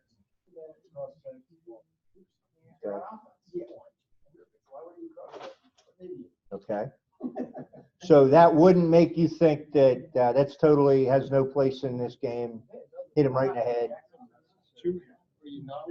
Being as he just passed the ball there on offense, is that not using the stick? Wow. We'll look at it again. I want you to tell me if he passed the ball or not.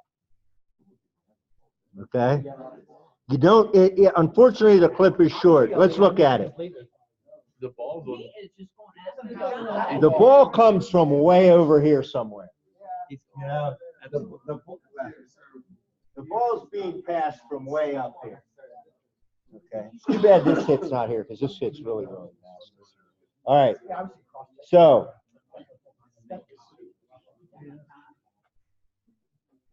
here's what we're thinking. Okay. The ball came from another place on the field.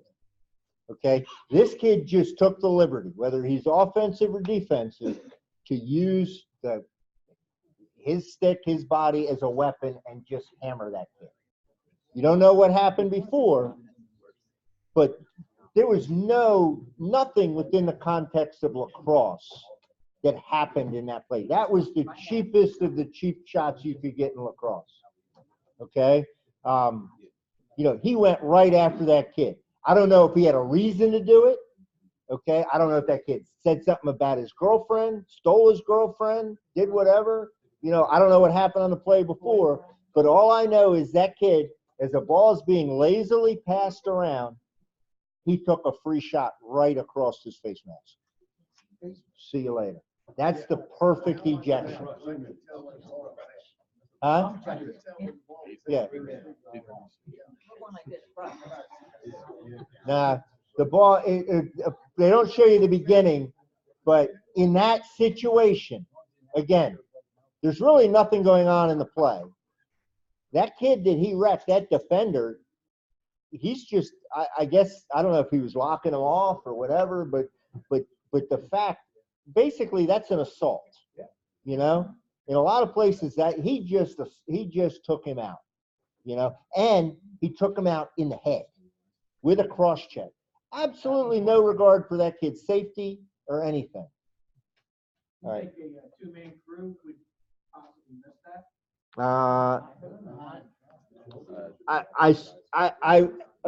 A two-person crew could miss almost anything, okay? But we don't want to. That's the hard part about being in that crew.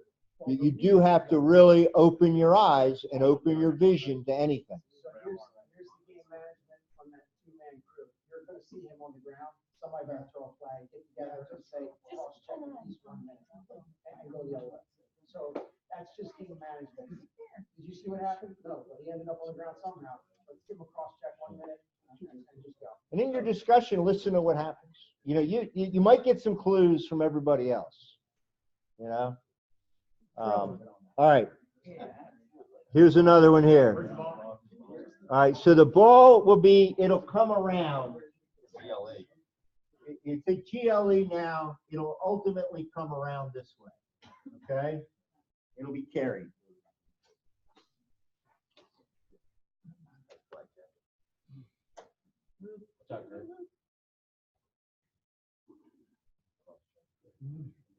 All right, 20 seconds.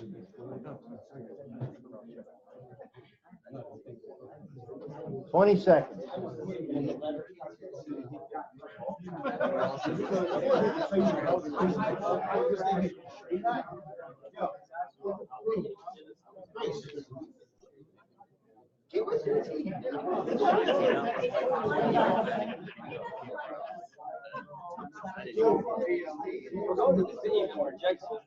See that right? Rejecting. Guys going around. As he's going free shots. Coming around. All right. On the left side. Tryon, back there. Who's the referee in that crew? I didn't have it. Huh? How far away it looked like he made a cross move and maybe got pushed and it went in. So if anything, I would say maybe push and wave it off. Okay, so you might have a play on push at most. Back here, you guys. Say cross check 1 minute. You got a cross check. Okay. Anybody have anything different than a play on push? You guys had nothing. All right, let's look at it a couple times. It is far away.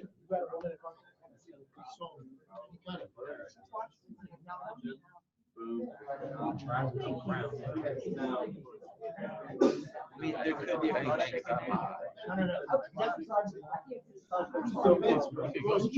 One more time. You could potentially get a rush. Okay. So, you guys who wanted a cross check, at any point, okay, does he take his hand off his hip as he's playing defense before he thrusts out? That's the question you got to ask yourself. That's what you're looking for. He may have extended, but as he was playing, was he holding his hip? Okay, not holding, but did he have his bottom hand on his hip as the guy curled around the crease? Was there separation? Can we zoom in? No.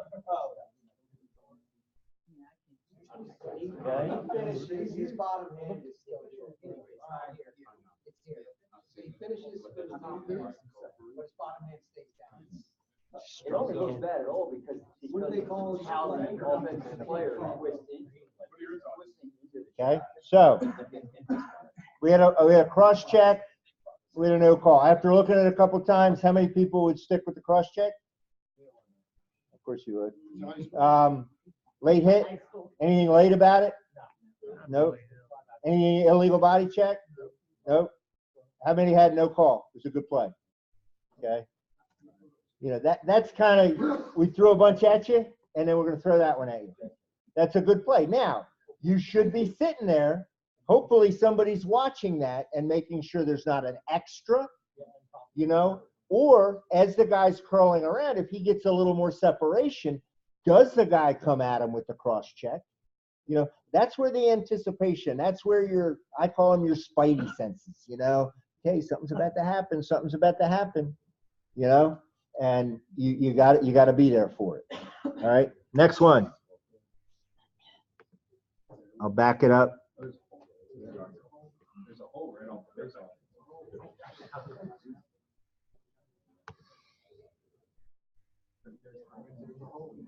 No, I think.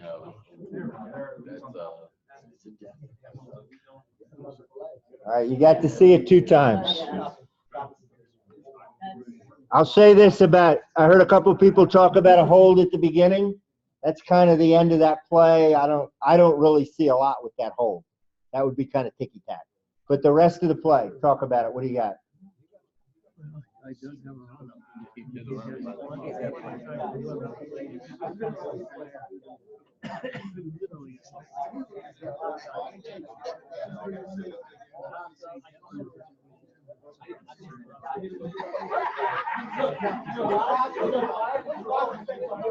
All right, right here, Mr. Caddy.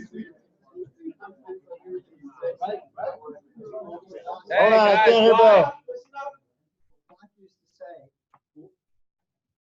Do the play on the easiest thing you can, get the ball off the ground. I had the hole right at the beginning. Okay. I did the same thing. We stopped the play. Stop the play. Never happened. Okay. I would hope we would, you know, because the ball squirted out and it was away, the hold was really kind of inconsequential in my mind. Okay. You know, so, yeah. But what about what happened after that?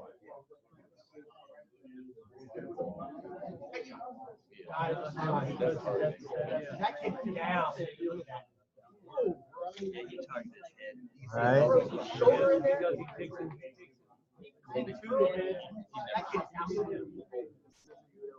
All right. So before, let's look at the whole, what you guys are thinking, some of you think there's a hold. To be honest with you, both guys are kind of disadvantaged. Okay? So White wins the thing. He falls down. They get up. The ball's already 8 yards away from them. Neither of them really have a chance at that ball. So I would hope we wouldn't call a lot of holds on that.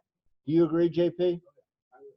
Yeah, I'd definitely, they're both kind of equally disadvantaged. He didn't stay there. Actually, he's trying to get away. White held him. Black's trying to get up. Yeah. It's so quick. I mean, I would tell you, if you want to stay out of the game, that's not one you really, now if the black guy stays there, like there, it looks like a hold. But full time, he stumbled, the ball came out, he stumbled, he gets right up. He slides right over him, he takes off. He was really, any disadvantage was really minimal. All right, so let's deal with what we could have. Probably kicking it out.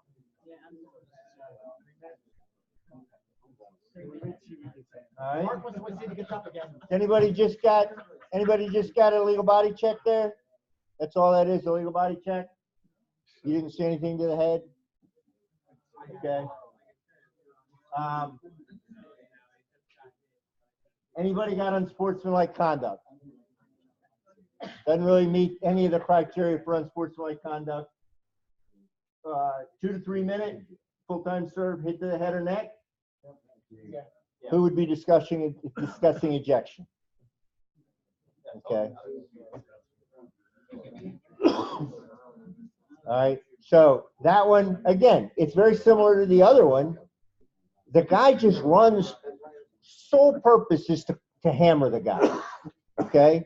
He just wants to punish him. He doesn't want to push him off the ball. He's not making an effort to get the ball. It's so far out of the legal rules of pushing and all that. When you watch it, he accelerates through the hit. He doesn't make, an effort to stop and then maybe push the guy. Okay. He comes right through it. His hands come through.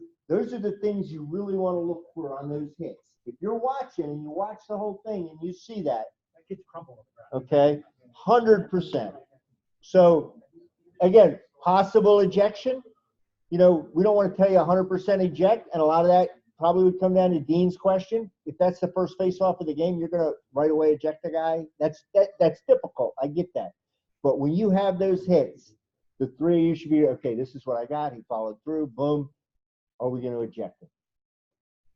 Here's another time when a pregame can make a difference. Mm-hmm.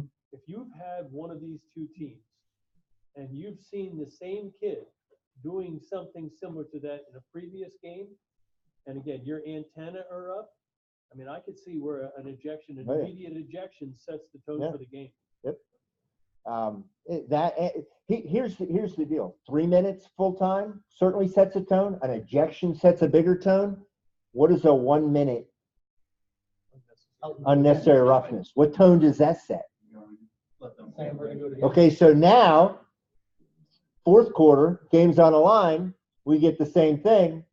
Now you're kind of stuck with that unsportsmanlike. So it's a great point. All right. Look at this one more time. Yeah, get that started.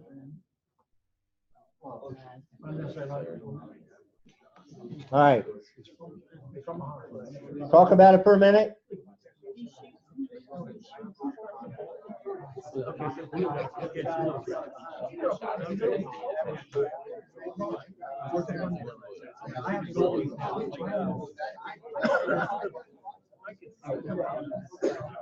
All right, let's look at anybody discuss ejection on that hit?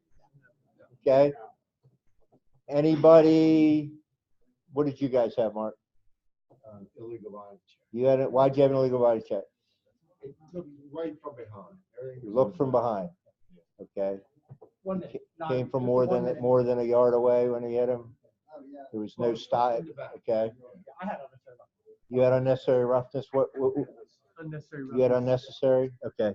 Let's look at it a couple more times.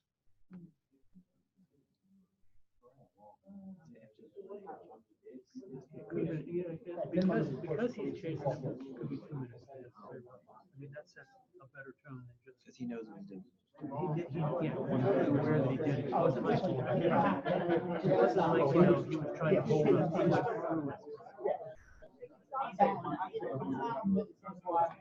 All right. So here's our possibilities. We got a play on a loose ball push. Okay. 30 seconds push with possession. 1 minute for an illegal body check, 1 minute for a cross check. Anybody see a cross check there? No. Okay. After seeing it a couple times, anybody still got the illegal body check? Okay, a few of you do. Anybody see possession when he was pushed? I can't tell if he's not. Okay. Hopefully, if you're closer, you see it. Anybody have a loose ball push? Play on loose ball push? Okay. So it was really a play on loose ball push. The kid catches, he turns, the kid's running up. He actually stops a little bit. The offensive player stops after he shoots the ball, and he's stopping and he taps him. It looked bad. Okay. But I think you get in a trap where we're looking for everything big, and it's kind of a routine play. You know, it really is. You're going to see that play a lot in front of the crease. He doesn't come through hands out. He never drops his shoulder into him. He doesn't accelerate. You know, he just, it looks bad, especially from this angle. Okay? He turns. He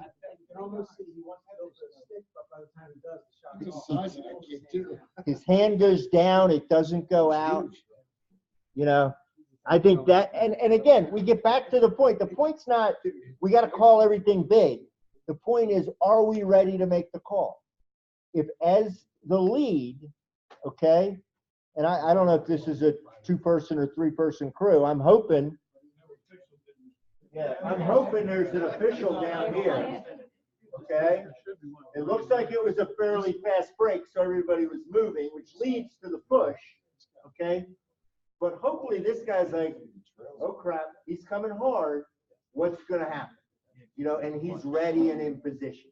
Again, if you're in position and you're already starting to anticipate the types of things that could happen in that play, it's much easier to decipher it and make the quick decision.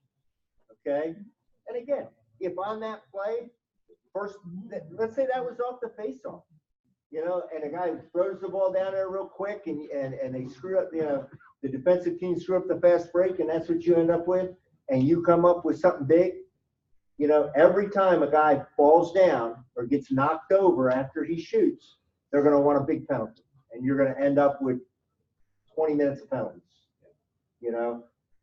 So, you know, it all goes to that consistency. So the exercise is to kind of anticipate and think. All right. I'm going to skip this one because I want to get done. I'm going to skip this one. We'll come back to those. All right. I want you to look at this one once. Back up, please. Looks like it. Yeah, could be.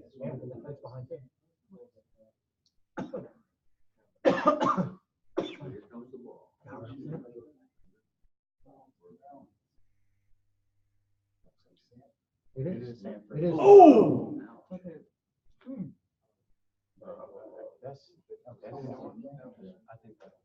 I will say, great job by that official to be ready for what was going to happen next, right?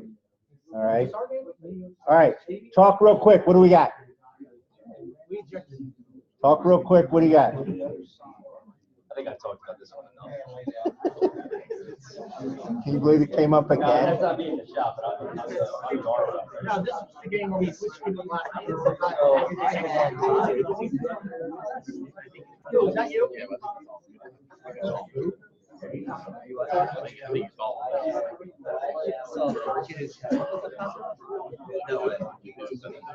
All right. So you saw it one time. Dino, what do you got? You got just one of them? Okay. Anybody got anything different? Everybody just had a 1 minute unnecessary. Let's look at it one more time. And I'll get out of the way quickly so you can see it from the beginning. And it's a place where I think anticipation is really important. And when you talk about it, you got to have it.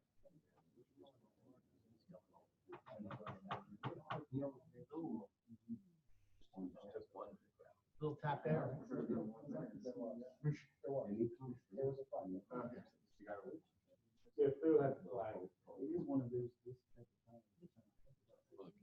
I had my hat on. Watch this. head. Yeah, he turned his head. Then put both hands on his head. I'm going to show you. Here's where the anticipation comes in. So this is obviously a Delaware lacrosse play, because where else would a 5'5", 120-pound person set a pick that far away from the goal at a guy running full speed? But the state of Delaware. Okay, we'll qualify it with that, because that was my first. You probably will never see this type of thing, but this is where this is when you look at this, and I've probably done this for hours. It's like a video game. Look, So at one first I'm hand, like, okay, one he's hand, playing him. one He's hand, got one hand, turns, and then watch. Okay, he just crushes him. And look, it's Okay, first of all, he makes a poke check there, Greg, to go for the sticks, and he never got to stick back. but you know what? I'm not trying to defend, I'm just saying. No, the telling thing, and that's what I thought at first. Yeah. look at the head. Watch his Hand, head. I see him. Watch his hand, hand. Watch the stick. Okay? So what I'll say, all right, okay, of course, in a moving screen on offense, okay, not really, all right? Those were all the possibilities. Yeah. We've sent this, over the time to US Lacrosse, to some other guys, people. The first reaction is usually, I probably have two blowing up, two unnecessary The roughness. first one, top right? The first one and the second one, okay? Slowing it down and looking at it, I definitely have a cross check right to the head, okay? But that's after slowing it down. But the lesson to me is, okay, that's what I need to look for. So before that, my reaction when I see a pick, I'm like, okay, I got the pick. All right, I'm staying with the ball, okay? And I'm going to hear the contact. I'm going to have the 1 minute for blowing up the pick, okay? So now, and this was 2 years ago. Why this came out again last week, I don't really know, but all of a sudden it showed up again. Okay. Now I'm sticking with the pick and looking through, because I believe now the worst thing that can happen is what happens to the pick man rather than the player. So I've trained myself now, just like I've had to train myself to stay with shooters and passers, stay with the pick guy and watch his hands. Again, you're in position, you're in the right spot to see everything. You can do all that, okay? Fu and his crew had 2 minutes, unnecessary, and probably based on all the information they have, that was right. I will say my radar did go off. You had one and then you had two. I may have looked at the time for a way to get that kid out of the game without ejecting. So can I go like 1 and then 2? Does he already have 2 minutes? I get him to 5. I would eject him today, and I hopefully would be watching for it properly. So I actually messed up twice on that, because the reason that because I would have done that, like with what you said, I actually had the wrong number. So I was the trail there. I had the flag on the busting up the screen, and I had it as a different guy on the first penalty to the second penalty. Because when the pick guy got blew up on the first one, there was like a shuffle of the players up top. So when I had the second guy and the second flag, I had that as a different player. So I actually, what ended up happening is we got together, we called the unnecessary roughness on the first guy for 1 minute on busting up the screen, and we called him again for we called a different guy for the second guy. So there were 2 flags down? There were 2 flags. Well, I had 2 flags down, and I actually had to throw the hat on the Stanford coach. What a surprise. Which is the terror. Like, I mean, it's an unfortunate byproduct of us. I mean, also, that was his kid. Yeah. No, like that was his son. Oh, his son. Yeah, the kid that got blown up was also the Stanford coach's son. So he runs on the field screaming curse words directly at me in my face. So it was one of those situations, and I have a relationship with him. Like, it's not like I don't know him, but it's one of those situations where I can't not throw something on what he did. And looking back, like, we should have ejected that guy. Had I gotten the numbers right on the 2 fouls, I think the ejection conversation would have happened and we would have came to that conclusion like easier. You know what I mean? If we had known it was that same guy,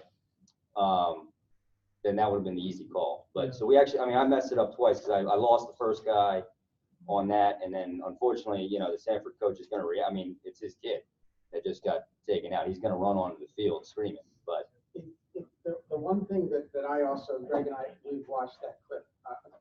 We had that clip 300 before the times. game was over. 300 times we've watched it. And the one thing that I always say is, if Tommy's number 7, if 20 doesn't have his stick up, he's going to hit him in the head no matter what. But if Tommy is out a little bit further, okay, 20 hits Lucky's kid in the face, maybe the helmet doesn't come off, doesn't look as bad.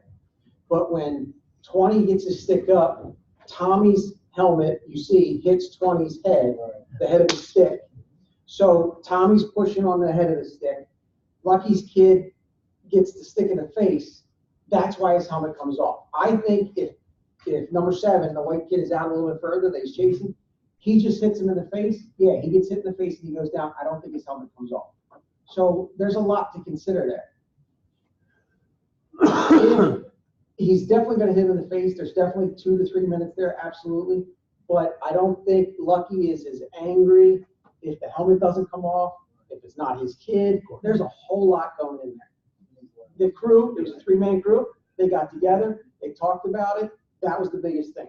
I think Lucky called me before the bus was started after that game. And the AD called me before Lucky was back in his car for that game. And then the Tower Hill coach called me before Lucky got in his house that day. And then Tommy called me before I got home that day. I got a call from Lucky's wife a couple days later. She's an attorney. And I think we all need to know this, okay? It's, I don't know if it stays in this room or not, but Sanford is pushing to have number 20 sit out this season. There's been some bad blood. There's very much bad blood. 20 is an aggressive player. He's a good player. He plays hard. If you've had Tower Hill, he doesn't, he's not dirty. He's not a dirty player.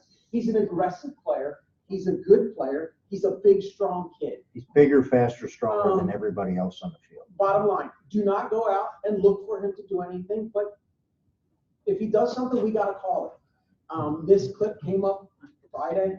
Yeah, this is show back up. They're looking to try and get him sit out. It's right before the season. Whatever happens, happens. We're going to go out and call the game. Do not go out and look for number 20. Don't watch him. But if he does something, you got to throw the flag. We're not going to be any harder on him than we are on any other player. But that is a freak clip. Hopefully we don't have something like that happen again. But when you see his, I think Fu said it, you see him turn and his hands definitely go up. That's targeting. I mean, that's definitely 2 to 3 minutes right away and definitely discuss ejection. His helmet comes off, it looks really bad, and you will be supported 100%. If his helmet doesn't come off and you don't eject him, you got 2 to 3 minutes. Not really right there. Here's the deal, just to repeat. We could look at 8 million different hits and try to say, oh, I would have done this, I would have done that. And I think the key is not looking at each individual hit, but look at what you would have done, where you should have been, and the types of things you should be looking for. This changed my mind. It changed the way I officiate those sort of plays. Okay? Now I'm watching for something different. Okay? And that's the point of this exercise. It's not just to say, okay, this right here, boom, is ejectionable, and this here is injectionable. This is not. This is just a loose ball push. Okay. The idea is, A, when we have big hits, even in the context of the play, because that's where I get lost. You're in the context of the play. How do I eject the kid? You're out of the context of the play. We know you want to get out of here, but even between us, when it came up Friday, I said, I'm not ejecting that kid. And he said, yes, I am. Today, he called me and said, I'm probably not ejecting him. And I said, I'm ejecting him. And just in the last 4 days, we're going back and forth. So we've watched that clip 300 times. And even now, I said, there's a 2-man crew. Me and him are on that game. We might discuss it, but I don't think I'm throwing him out of that game. I really don't. I'm still not sold totally, especially in the context of a play, ejecting a guy. That's difficult. What part of the game was that? Towards the end? It was towards the end. It was towards the end. I'm saying. But it was a close game. It wasn't like. I'm just saying that was a play. The hit where the kid, the ball's thrown over his head to another player and he just jacks the kid in the face. And actually, We have to eject that kid. Okay? It's late. It's out of the context of the play. Obviously, he's frustrated about something, but he doesn't give a shit about that other kid's health at all. I can make more of a case for this hit or the hits off the face-offs where a guy comes from far away of just locking him in and not ejecting him than I can for that. Or the one that comes way after a goal behind the crease and you just take it. I worked a game with Phil. On that play, I was the lead on the other side of the field. Yeah. And I think and you guys saw the clip a million times, but if I remember this correctly, the single, there was no flag on the single, and that's what, everybody's looking at that, and there was no flag, so that's. I definitely think it could have been, it definitely could have been alleviated a little bit if we had more than my 2 flags down. Well, I had one down. Yeah, but so the single side didn't throw it, so it was Danny, and he didn't throw his flag, and so when we came together, he actually said exactly what JP said. He said he thought it was an unfortunate situation where the stick gets caught on the dodging player's chest, basically. And then the pin action basically clotheslines the other guy. At the time, in real time, we didn't see the raising the hand to create that. We just saw him running with with the ball carrier. The pick is, like Greg said, a ridiculously set pick, and somehow the clothesline happens because it gets trapped on the ball carrier's chest. And when we came together, that's actually exactly what Danny said, which is also why he didn't throw the flag. I will say about the pick, I don't know the kid's number, but he would be my first draft pick. Because if he's got the fucking balls to stand in front of that, he's tough. He might be tough, but he is very smart. You already had a flag out. So, all right. So I want to close down. Again, it's all about anticipation. It's about thinking ahead, giving yourself an extra couple seconds to make those decisions, using information you